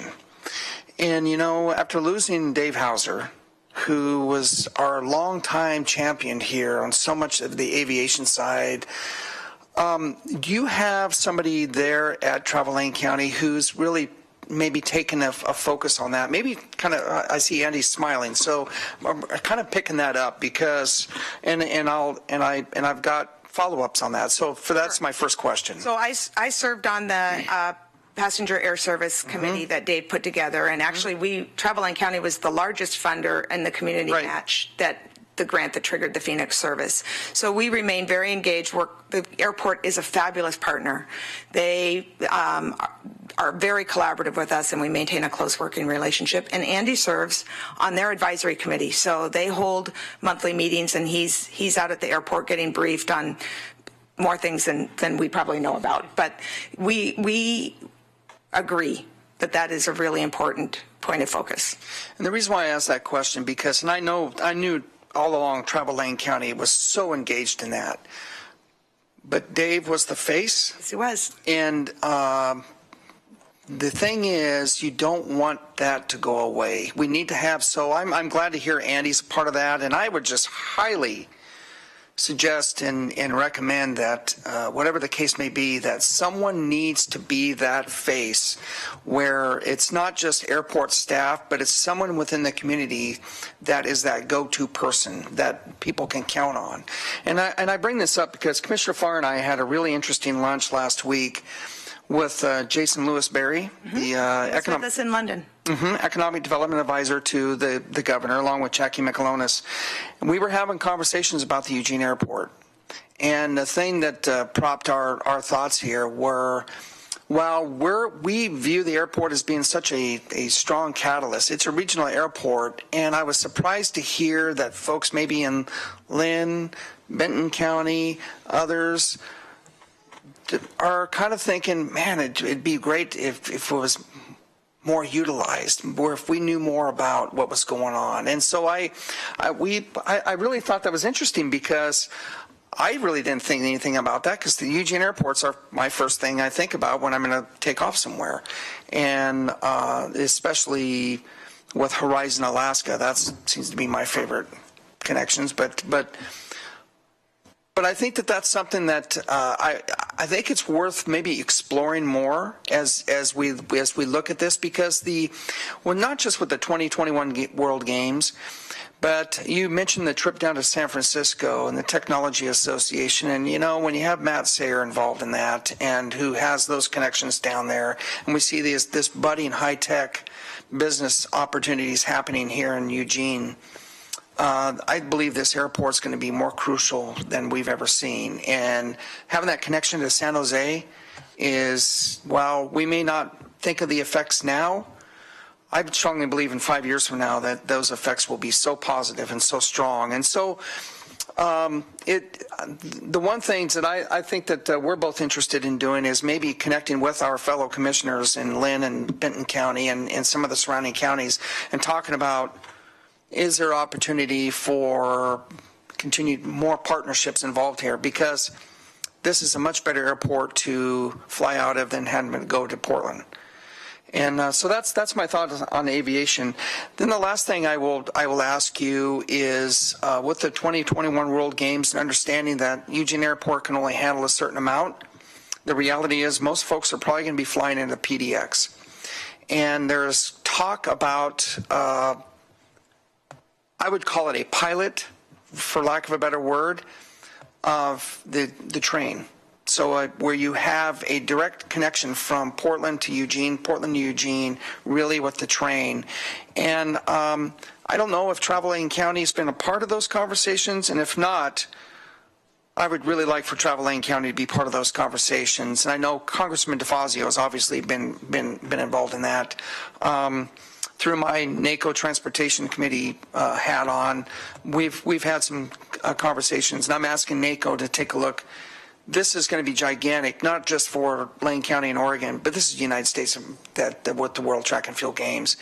And I'd like for our National Association to take a stronger engagement in this, and we'll see where that goes. But that's our goal anyway. So that's great. Those are some thoughts, and especially around the collaborative partnerships, because frankly, Carrie, Travel Lane County should be at the table of all economic development opportunities because, well, you know what? It's a new day. Yeah. And I believe that you may come to expect that even more. So for the public who might be watching, the Eugene Airport Master Plan, there's an open house tonight at 5:30 at the downtown Lane Community College meeting facility. So I encourage people to come in, and they are really, that master plan is really looking at a long time planning horizon. And, you know, they anticipate the world around the airport will change in that time frame. So the public may well be interested in seeing some of that visioning work. And I think, I'll follow up with both Jackie McAlonis and with Catherine Stevens at the airport and see if there are some key audiences in Lynn and Benton that we can help facilitate some presentations to and go as a private business organization to complement the airport kind of tooting its own horn, but really speak to the usability of that facility. And I knew that there were conversations about passenger rail, but I didn't realize that they were quite as successful as it sounds like they may be. So I'll dive into that and see how it's going. They're good talks right now, and like I said, with Congressman DeFazio right smack in the middle of it, I'm hoping that with obviously his position on transportation, but I'm hoping that this can be something that will, and Amtrak has a strong interest as well. It's a UP line. Right. So they're going to be the biggest partner in all in making this happen, and it's their line, and ultimately they'll decide. But pressure is always good. Well, and the international airlift into and out of Portland makes it a really fabulous gateway for us to be promoting as a state as we go into 2021 for those international audiences. We're hoping to coax as many as possible into PDX as their international landing point in the country, because we'd like to capture as much of their travel stay in the Pacific Northwest as possible and not have them come into another major gateway around the country and then make their way across. We want to have as much of their time here as we possibly can. So those connections to PDX are going to be really important coming into 2021, and really appreciate your recognition that this isn't, we're really, we have a great honor to represent the entire nation in this event, and it's the first time in the U.S., and we're really quite thrilled to have that opportunity. Thanks, Sid. And your name came up a number of times in our meeting last week, in positive All ways. Positive. All I better positive. go circle back to that webcast. So, and regarding if anybody's watching, Commissioner Sorensen pointed out that as many as 30,000 people, even though there are a few people in the room, as many as 30,000 people will watch what you just said on our webcast. So, Commissioner Sorensen. Well, first of all, thank you very much for this extensive report. I think it's really helpful not only to the Board of Commissioners but the public and leaders in our community to understand the significance of our visitor economy and the tremendous work that all of you do to make it so successful. I just had a couple of thoughts. First was on the topic of Amtrak and the contract that Oregon, Washington, and British Columbia have with Amtrak for the Cascades service. That service is growing, and it is becoming more significant. I think we will see more visitors come to our community that way, when in the past we hadn't really thought of that. So I think that engaging, as much as you have time to do, and we're not here to tell you what to do at these meetings, but we would like you to listen to the thoughts being expressed. And one is that rail service, particularly by international visitors, is thought to be a normal way you get places. And if they are coming to San Francisco or Seattle or Vancouver or Portland or even Denver, if they're thinking of coming nearby, obviously, if we're just thinking about airplanes, which is the way most people in Eugene travel long distances, we're not capturing the market. And I think that that's something worth mentioning, especially if our colleagues in Portland are trying to, I'll use the term gently, rip off the fact that we are getting all these visitors and they want people to stay an extra day in Portland. So I think that adds to the fact that there will be more people in Oregon, not just in Eugene. So we want to make sure that we capture as much of that market. And I think that the Amtrak connection really is a real one. The other thought I had was on the topic of airline service. It has really grown. I mean, when you think about Eugene as being kind of a one airport town, and every available United flight was booked by frequent flyers 8 months in advance, to where now we have a very competitive market for our own population, but also that means for the visitors. So we have a very competitive environment. The prices are quite reasonable, and I think that's got to be an element. And I don't know how controversial that is to put these lower prices on the on the Travel Lane website, but I think that would encourage a lot of our Las Vegas or Oakland or Denver outreach. And just as we see on LT buses advertisements for Moab, we also can think of looking at the partnering with those airlines, and I'm not just speaking of the lower priced airlines, but they're the obvious ones where if it costs $39 to get out of Las Vegas heat and come to Oregon when there's not a forest fire, that would be a nice connection, because that's a huge market. Similarly for Oakland, similarly for other communities that are running direct flights into Eugene. So you've thought of all this stuff. Well, you've given me a perfect segue, because we have a new installation in the San Jose airport in conjunction with the Willamette Valley Visitors Association. So it looks like this giant wine bottle, because Willamette Valley is Oregon's wine country, but it has all these experiential vignettes in miniature throughout it, and the engagement has been phenomenal. So we're not on transit in San Jose, but we do have a major three-dimensional installation in the airport there that's been really well received, and I totally agree with you. In our leisure plan and in our convention plan, our direct points of service are key geo-targets for us. So we look at them as geographic targets in order to leverage the air service and support it at the same time. So your thinking is absolutely correct. And on the Amtrak angle, I want to just add to what you said, in that, as we all know, as we're going into 2021, we're looking for legacy outcomes, improvements that serve the community long after the event is gone, that serve the event but stay in place. And rail service is one of those legacy outcomes that a lot of people are talking about. If we can get through that lens and get that service operating well for that event, we have an opportunity to replicate that time and time again into the future. So it'll be really a fabulous outcome if we are able to get the rail corridor aligned and doing just exactly what we've been talking about. Two more thoughts. One is on the Cascades, their on-time performance is quite respectable compared to the Amtrak national performance, which is reprehensible. So you have a lot of people that will never go on Amtrak who've ridden it one time. And this is not the case with Cascades.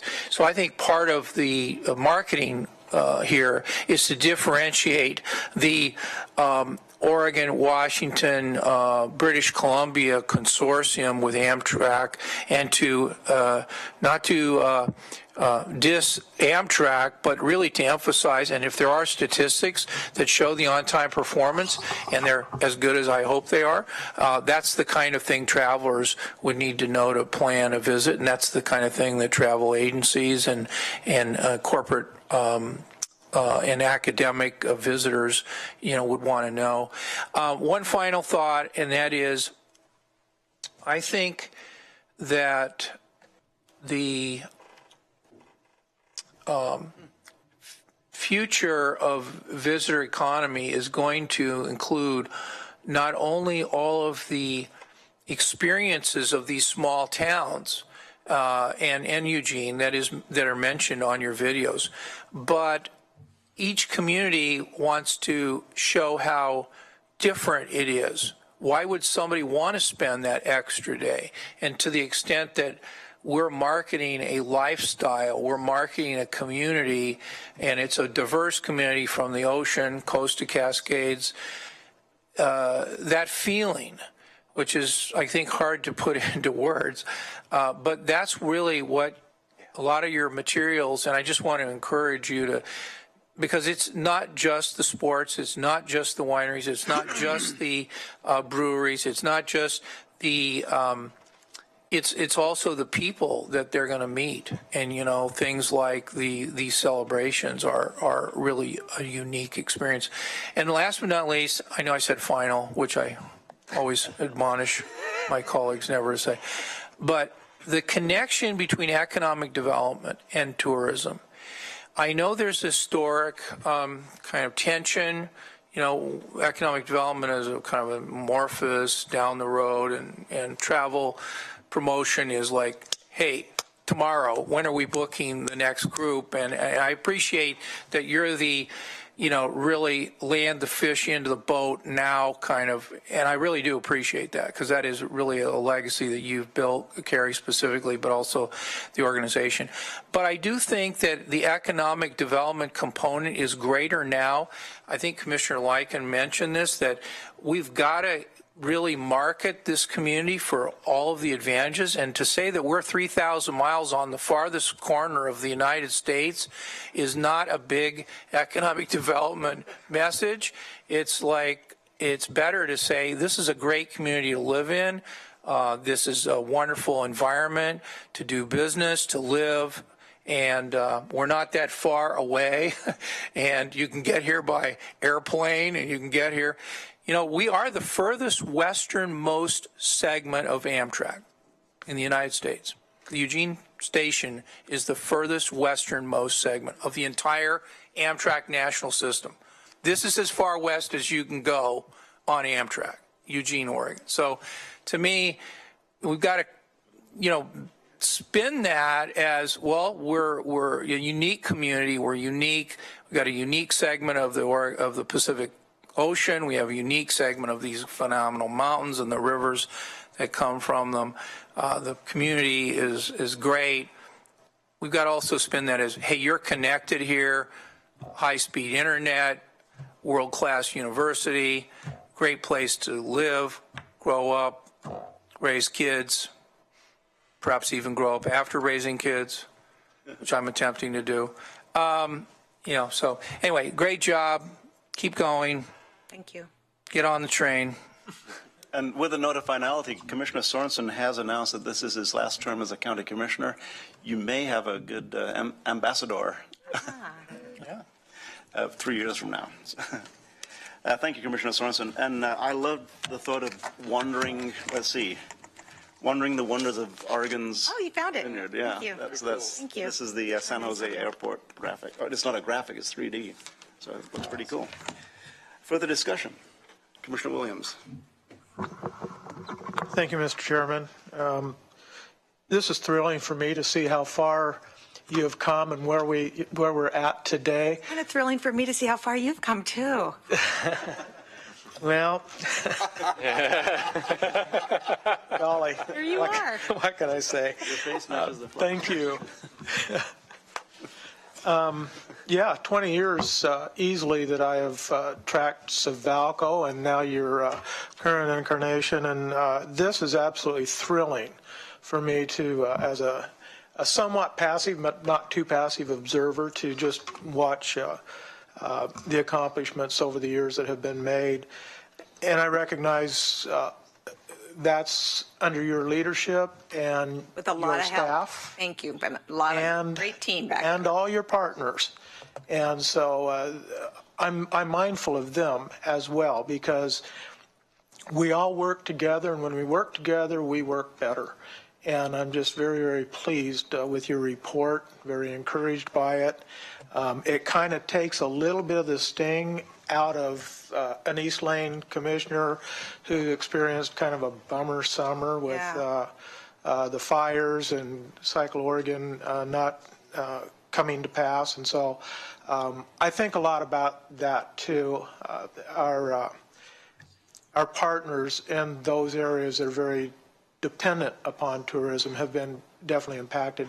And we'd like all of us to take just a little bit of time to reflect on that and the struggles that they have as independent business people, but through this kind of adversity where it's really a challenge to stay in business. And so, again, love your report. I thank you, your staff, and all your partners for bringing you to this point where now we're looking at an international event that's gargantuan, and the opportunity is every bit as gargantuan. Thank you. Thank you. And this is a great time for locals to get upriver and visit communities maybe they haven't visited before, because they are open for business, and I'm sure they'd love to see some backfill of some of the cancellations that they suffered during these fires. Thank you. You know, and I warned you, Carrie, I'm the appointed member of your board from the Board of County Commissioners, and I told you that the other commissioners would have a lot more to say than I do, and it's appropriate that you're hearing these great things. And you contrast it a little bit with some of the presentations in the past. You seem to have a fully unified board behind the efforts. I have to say that you guys have always been really good to me in these presentations, so I really do appreciate the opportunity to hear your thoughts, and you've been very, very gracious to me over all 20 years I've been here. 21, actually. I've been here 21 years. Well, Commissioner Bozievich has yet to speak, and he and I have been whispering back and forth while other folks spoke. So, Commissioner Bozievich. Thank you. And I'm not going to belabor all the great things you guys are doing and everything. And thank you for the Pinot Bingo thing. But I do want to say that the tasting glass is a little bit difficult for those of us that have, well-endowed nasal capacity. Anybody get a photo of that? Only 30,000 people.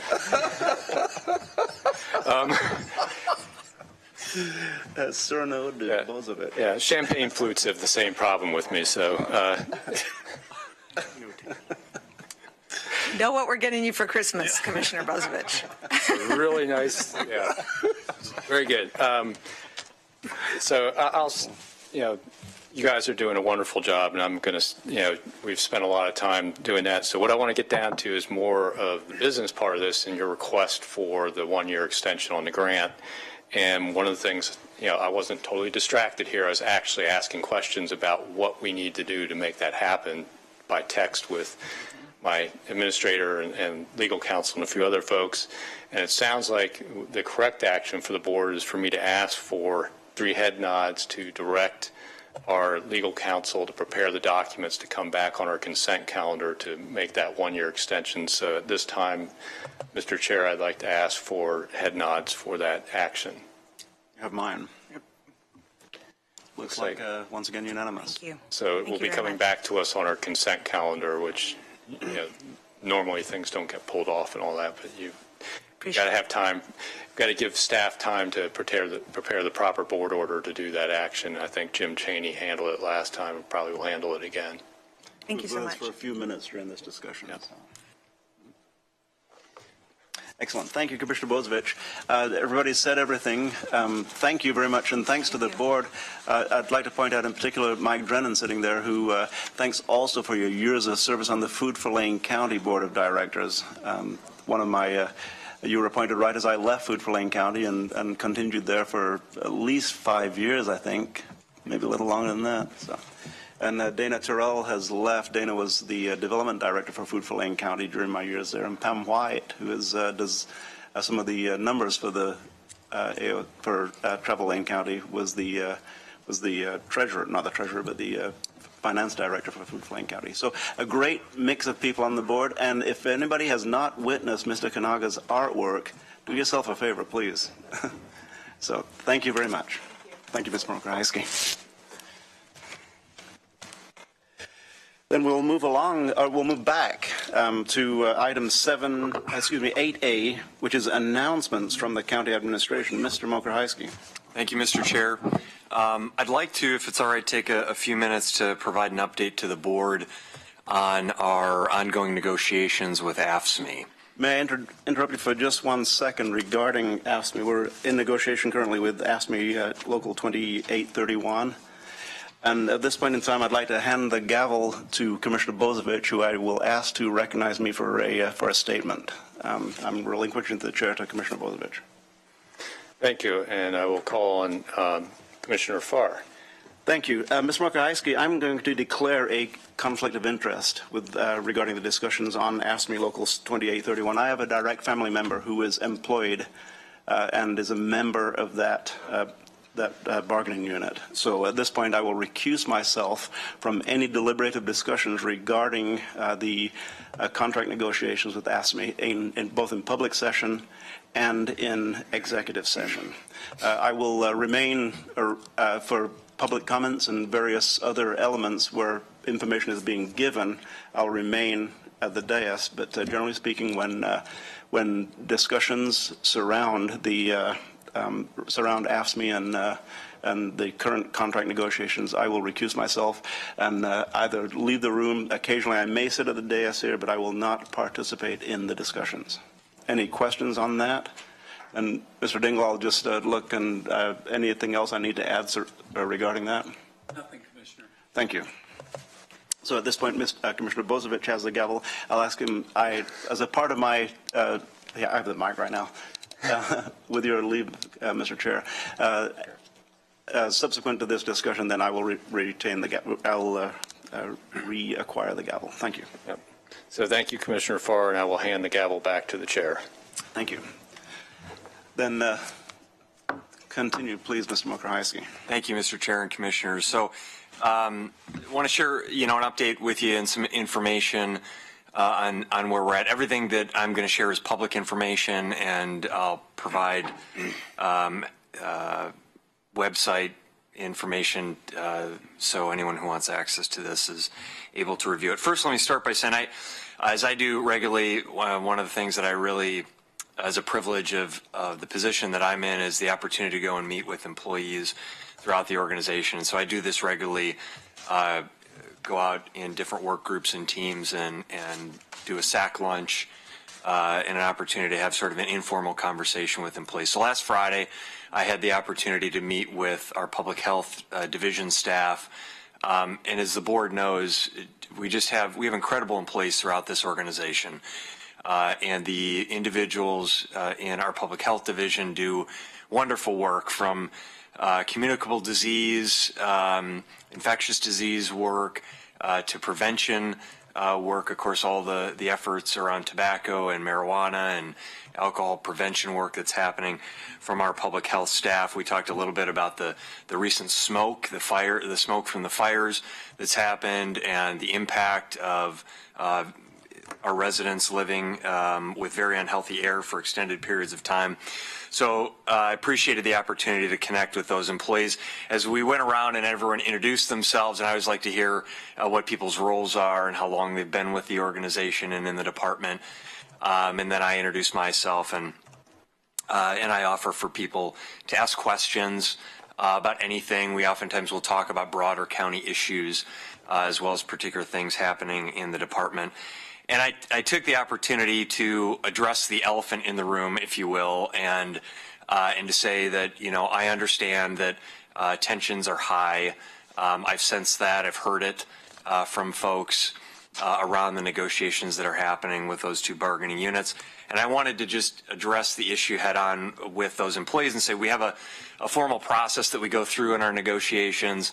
And so, want to be clear about we're not direct bargaining here, but, if there are any questions that is public information and broader context things, happy to have that discussion. So we had what I thought was a thoughtful dialogue. I tried to do a lot of listening. I tried to provide feedback about the county's broader perspectives on some issues. And so I'm going to share that with you. I also, want to acknowledge that there was a rally that happened yesterday from members from AFSCME as well as other supporters, and comments and some reporting in the media and some comments that were made, and I want to provide some clarification around that. So what I'd like to do is just lay out a few facts. I think, and then again, as I mentioned, that a feeling that tensions are high.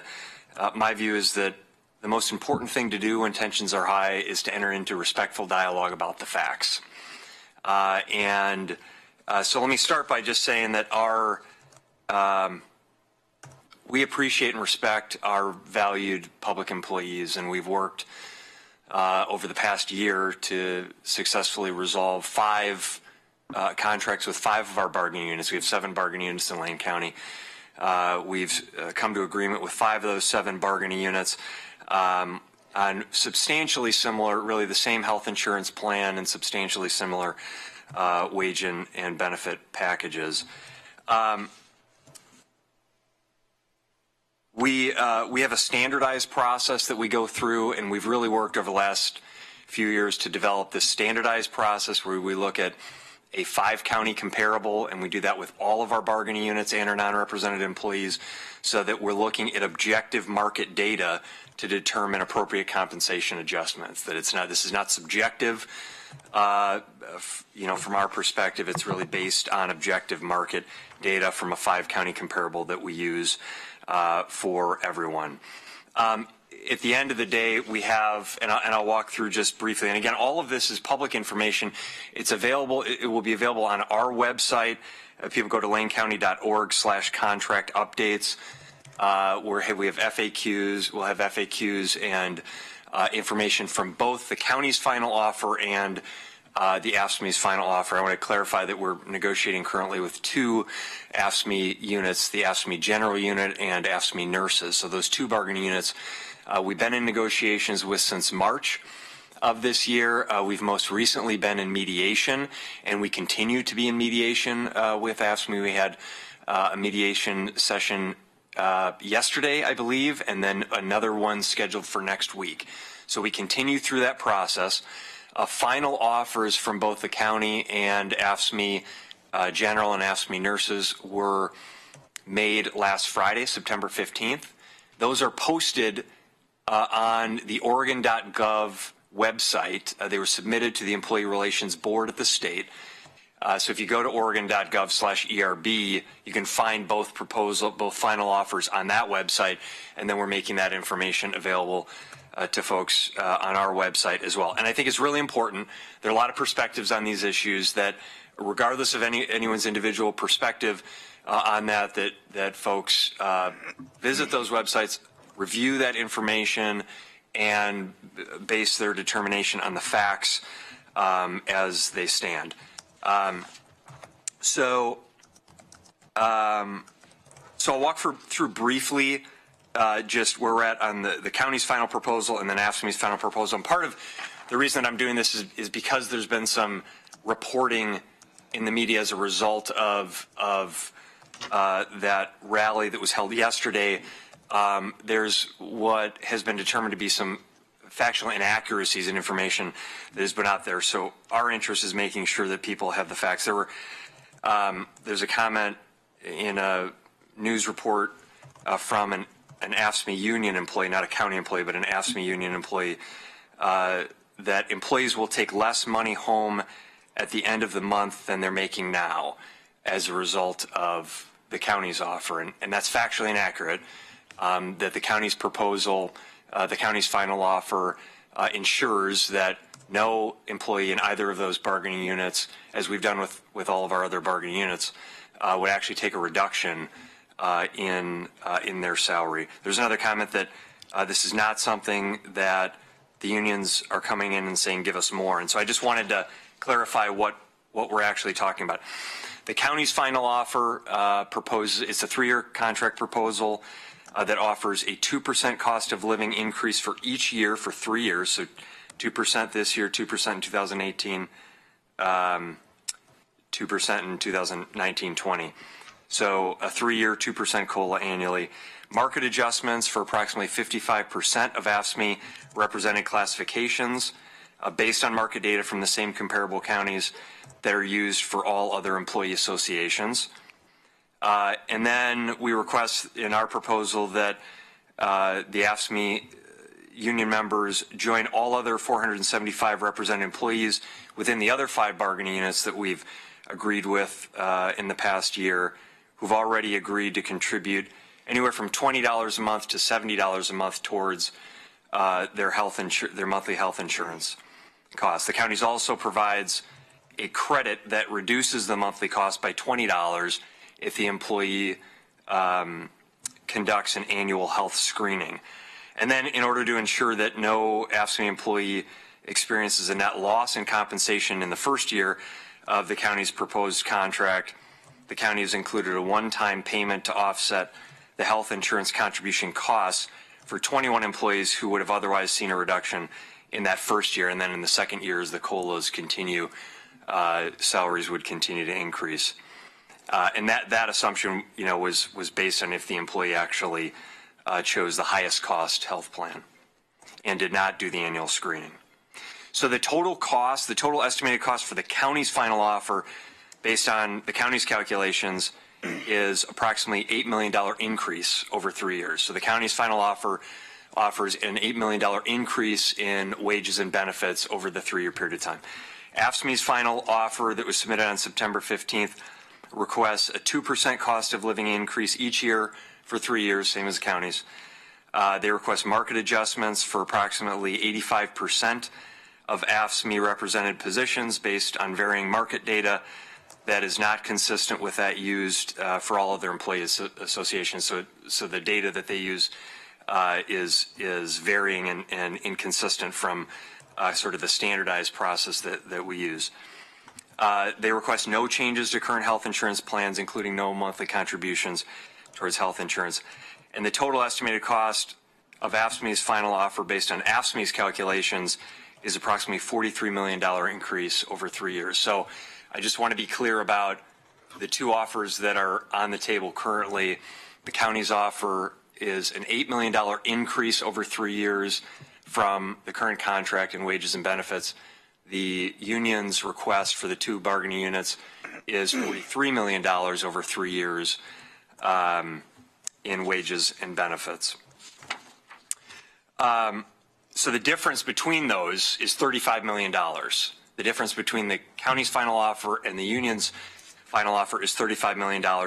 And that's really the crux of the issue here in the disagreement is the size of that gap. The $35 million in the county's estimation is a substantial amount of resources.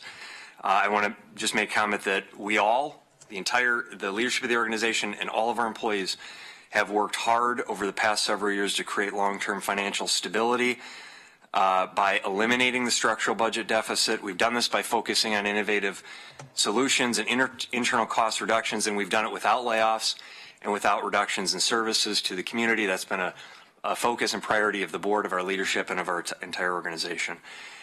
We're committed to continuing to work with the AFSCME associations to reach an agreement that balances the needs of our employees with those of our taxpayers. Of course, we want to make sure that we have competitive wages and benefits in our organization to recruit and retain the best talent. We also have an obligation to be good stewards of taxpayer resources. So our task in front of us is to balance those 2 sometimes competing interests. We're equally committed to continuing to provide the critical services our community expects without reductions in those service areas. We'll continue to provide updates to both employees and the community. We're preparing a communication that will go out to our employees today, as well as to members of the community. I want to Also, just make one other comment about health insurance and share with you a story about a nurse practitioner that I'm aware of who previously worked for a private clinic and has 3 children, has a pre-existing condition. This is not a county employee, this is a nurse practitioner, worked for a private company, was paying $2,000 a month in premiums for health insurance for family coverage, and was ecstatic to get a position with a private clinic and health insurance and only have to pay $500 per month in premiums for health insurance.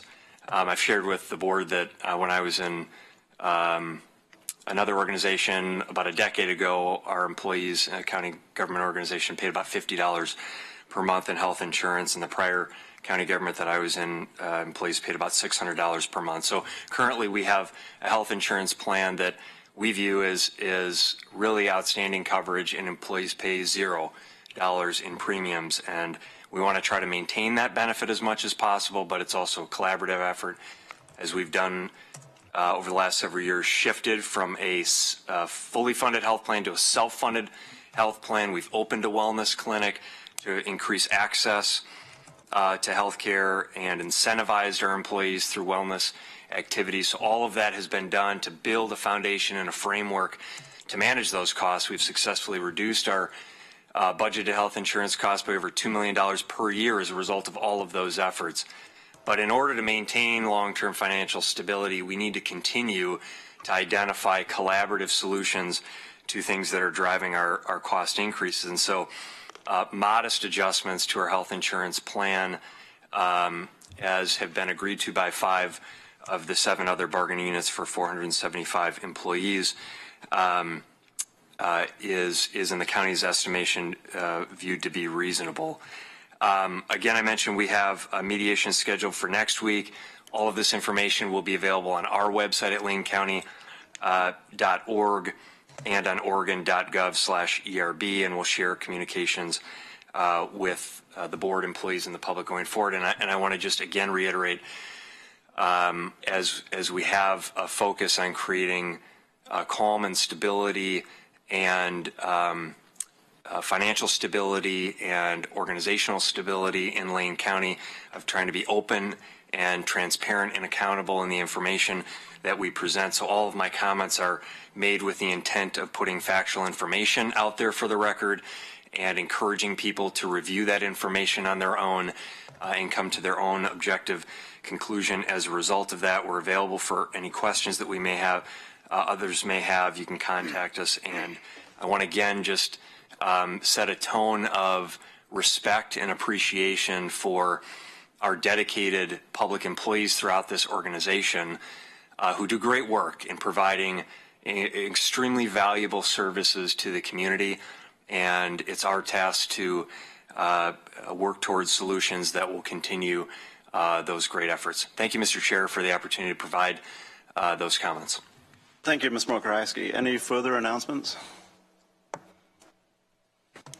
From you, Mr. Mokrahowski. Sorry, I don't have any other announcements. Okay, very good. To the board, response, questions? I see none. Then we'll move along in our agenda to, let's see, a review. Excuse me, we'll move on to Commissioner's business. Commissioner's business. Commissioner Williams. Thank you, Mr. Chair. Just a little update on the fires. We have had a significant amount of rain, but the fires do continue. They're looking at the rain tapering off in the next day or two and going back into what may be a warm period, followed by more rain. So there actually has been a new fire that's popped up in the last couple weeks, and that's the Kelsey fire.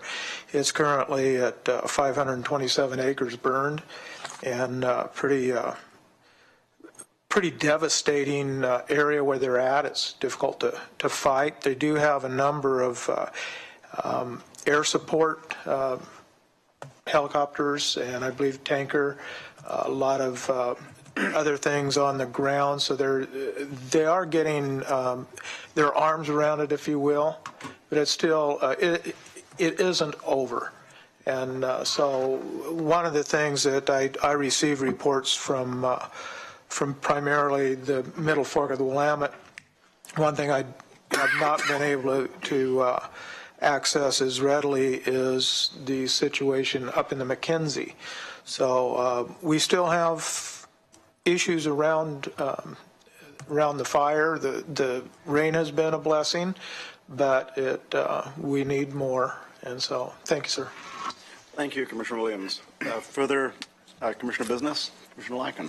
Thank you, Mr. Chair. So yesterday morning, I was able to participate in the groundbreaking of the new Myrtlewood apartment complex, and this is a St. Vincent de Paul project and in downtown Springfield, about 11th and Main.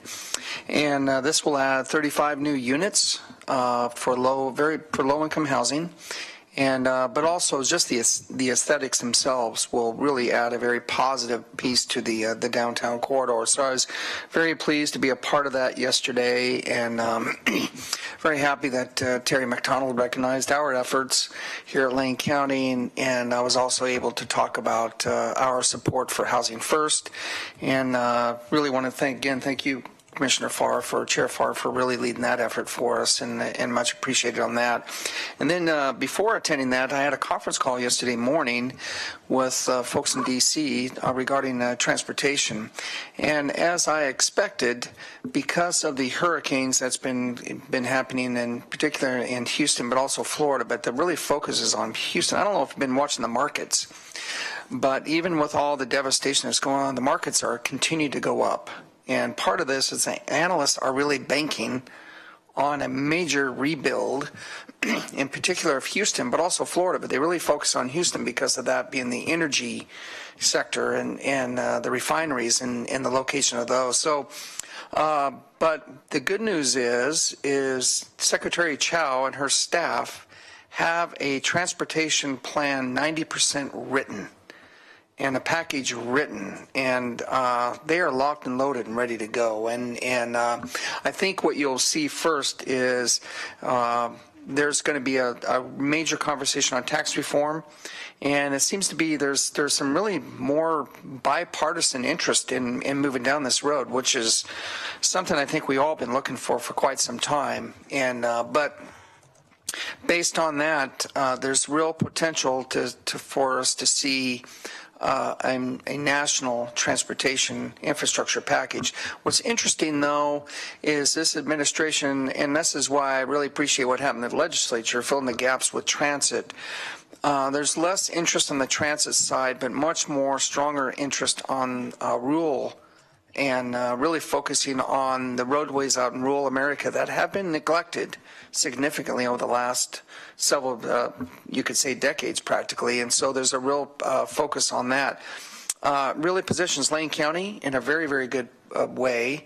And so we will stay tuned. But that was actually very positive to hear. And I think at this point in time, I'm not going to disagree with what I'd call the analysts. I think that they may be right on. So I think that there may be a major government spending package coming forward on the rebuilding of the areas hit by hurricanes. And also want to say thank you to our delegation for adding the dollars to fight the fires. And both sides of the aisle really worked on that one, and they came out and met with the new Forest Service chief, and so thank you to all of our delegation who strongly supported those efforts. But thank you, Mr. Chair. Thank you, Commissioner Lyken. Further announcements? Commissioner Bozovich.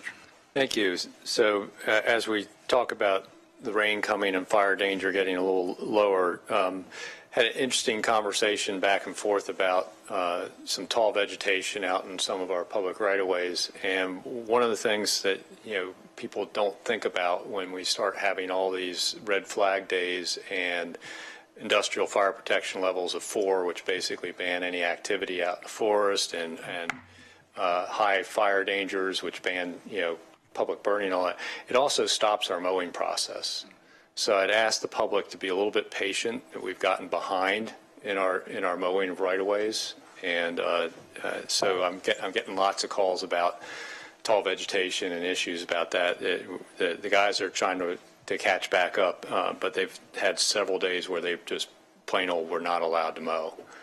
So that's part of what's happened there. And hopefully the new vegetation crew we're getting next year with the additional House Bill 2017 money will help us keep up better before we get to fire season. So that just, and I want to also say, even though we've gone to a low fire hazard out there, open burning is still banned. It's not open burning season yet. Folks should not be burning debris piles, et cetera, and it is supposed to dry up a little bit. And in particular, ODF, as part of their daily fire report, had a long-winded kind of discussion about please don't burn, because there's still a danger of human-caused fire out there. And with that, when we get to agenda team request, I'll have a request around LRAPA's proposed open burning rules. I'd like to get some input from the board. Thank you, Commissioner Bozievich. And a reminder, the rain that we're experiencing right now is unseasonal. You know, normally we have dry weather clear into the middle of October, so we could expect more dry weather to follow the rain. Commissioner Sorensen. I don't have anything for this segment of the meeting. Very good. Thank you very much. Then at this point, we'll move forward to agenda team requests. I have nothing for this, no announcements to make personally. So agenda team requests. Earlier, Mr. Murkowski, we heard a discussion surrounding marijuana growing in Lane County. Our authority, our responsibility, and potentially a request for a work session surrounding that. Is there a request forthcoming? Yeah, and I thought I heard that it was going to be coming back on October 31st. It's already scheduled. It's scheduled on October 31st. Thank you. Okay. Then Commissioner Bozievich, I'll recognize you. Thank you. So LRAPA has been working through some changes to their open burning regulations, and specifically it started out with some issues around the definition of religious fires and ceremonial fires, and those being done in some very dangerous situations. And it took advantage of opening up that section of their code to also deal with things like burning grass clippings, which cannot be burnt without generating smoke. I don't care how dry you think they are. And cleaning up definitions and other stuff. And part of the process towards the end, they threw in a prohibition on open burning inside the Eugene UGB outside of city limits, no matter what lot size. And that generated a lot of public input for that, and some concern about the fact that that really wasn't well vetted between the city council and the county commission that have that overlapping sort of jurisdiction there. And in fact, when it comes to open burning, we really have total jurisdiction. They have land use authorities inside UGB, but not really code enforcement. So I'd like to get, if we can, an item scheduled fairly quickly before it comes back to LRAPA again to get some input from the board. And we might want to invite Merlin Huff, when some folks from LRAPA to review that specific part about the open burning ban and lot size, because there was some discussion about maybe currently you have to have at least a half-acre lot. They were talking about going to 5 acres, or right now as it's written, it's a complete ban. So I think I'd like to hear from the board and get some input to guide me on how I should approach that as the board's representative to that board. We have a concurrence. Okay. We do have concurrence on that, Commissioner. Thank you. Any further agenda team requests? Commissioner Sorensen. We talked a little bit about the report that Mr. Dingell did on the different approaches that the city of Bend and Tillamook County and Hood River County and the city of Portland have used the authority to have a construction excise fee. And I didn't want I thought our time with Mr. Dingell was cut off by the time certain, and I wanted to know if we could just continue that discussion rather than having a structured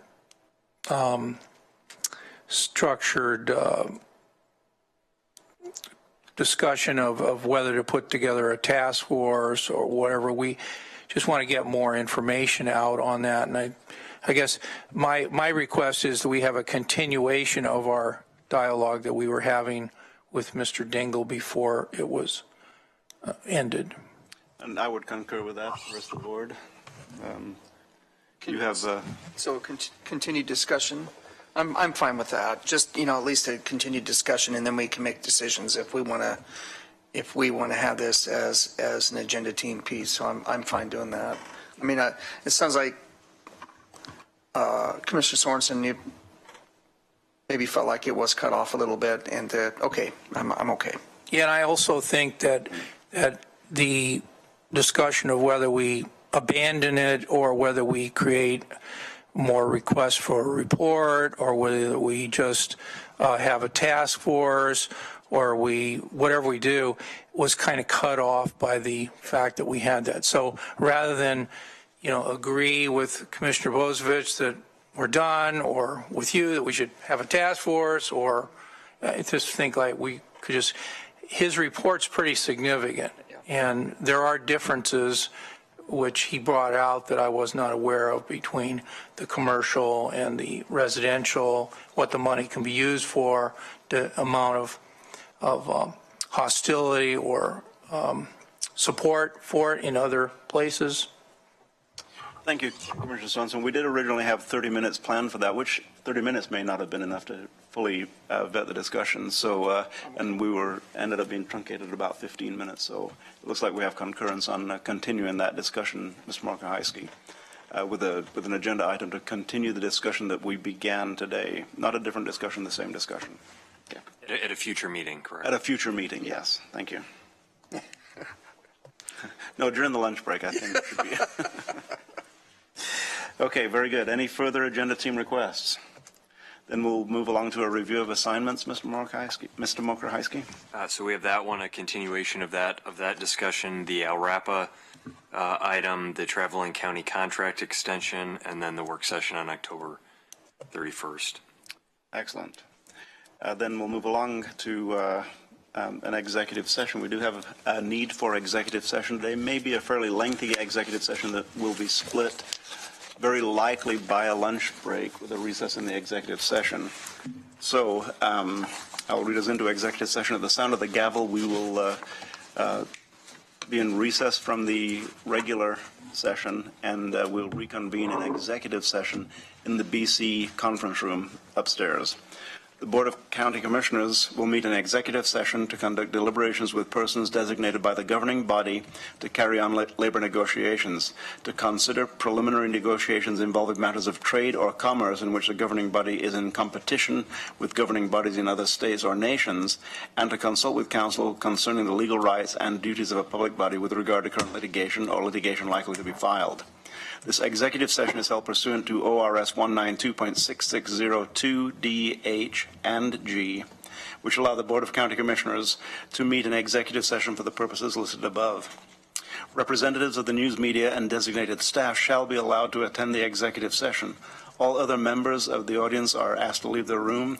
Representatives of the news media are specifically directed not to report on any of the deliberations during the executive session, except to state the general subject of the session as previously announced. No decision may be made in executive session. We reserve the right to come back into public session should the need arise. We are in executive session.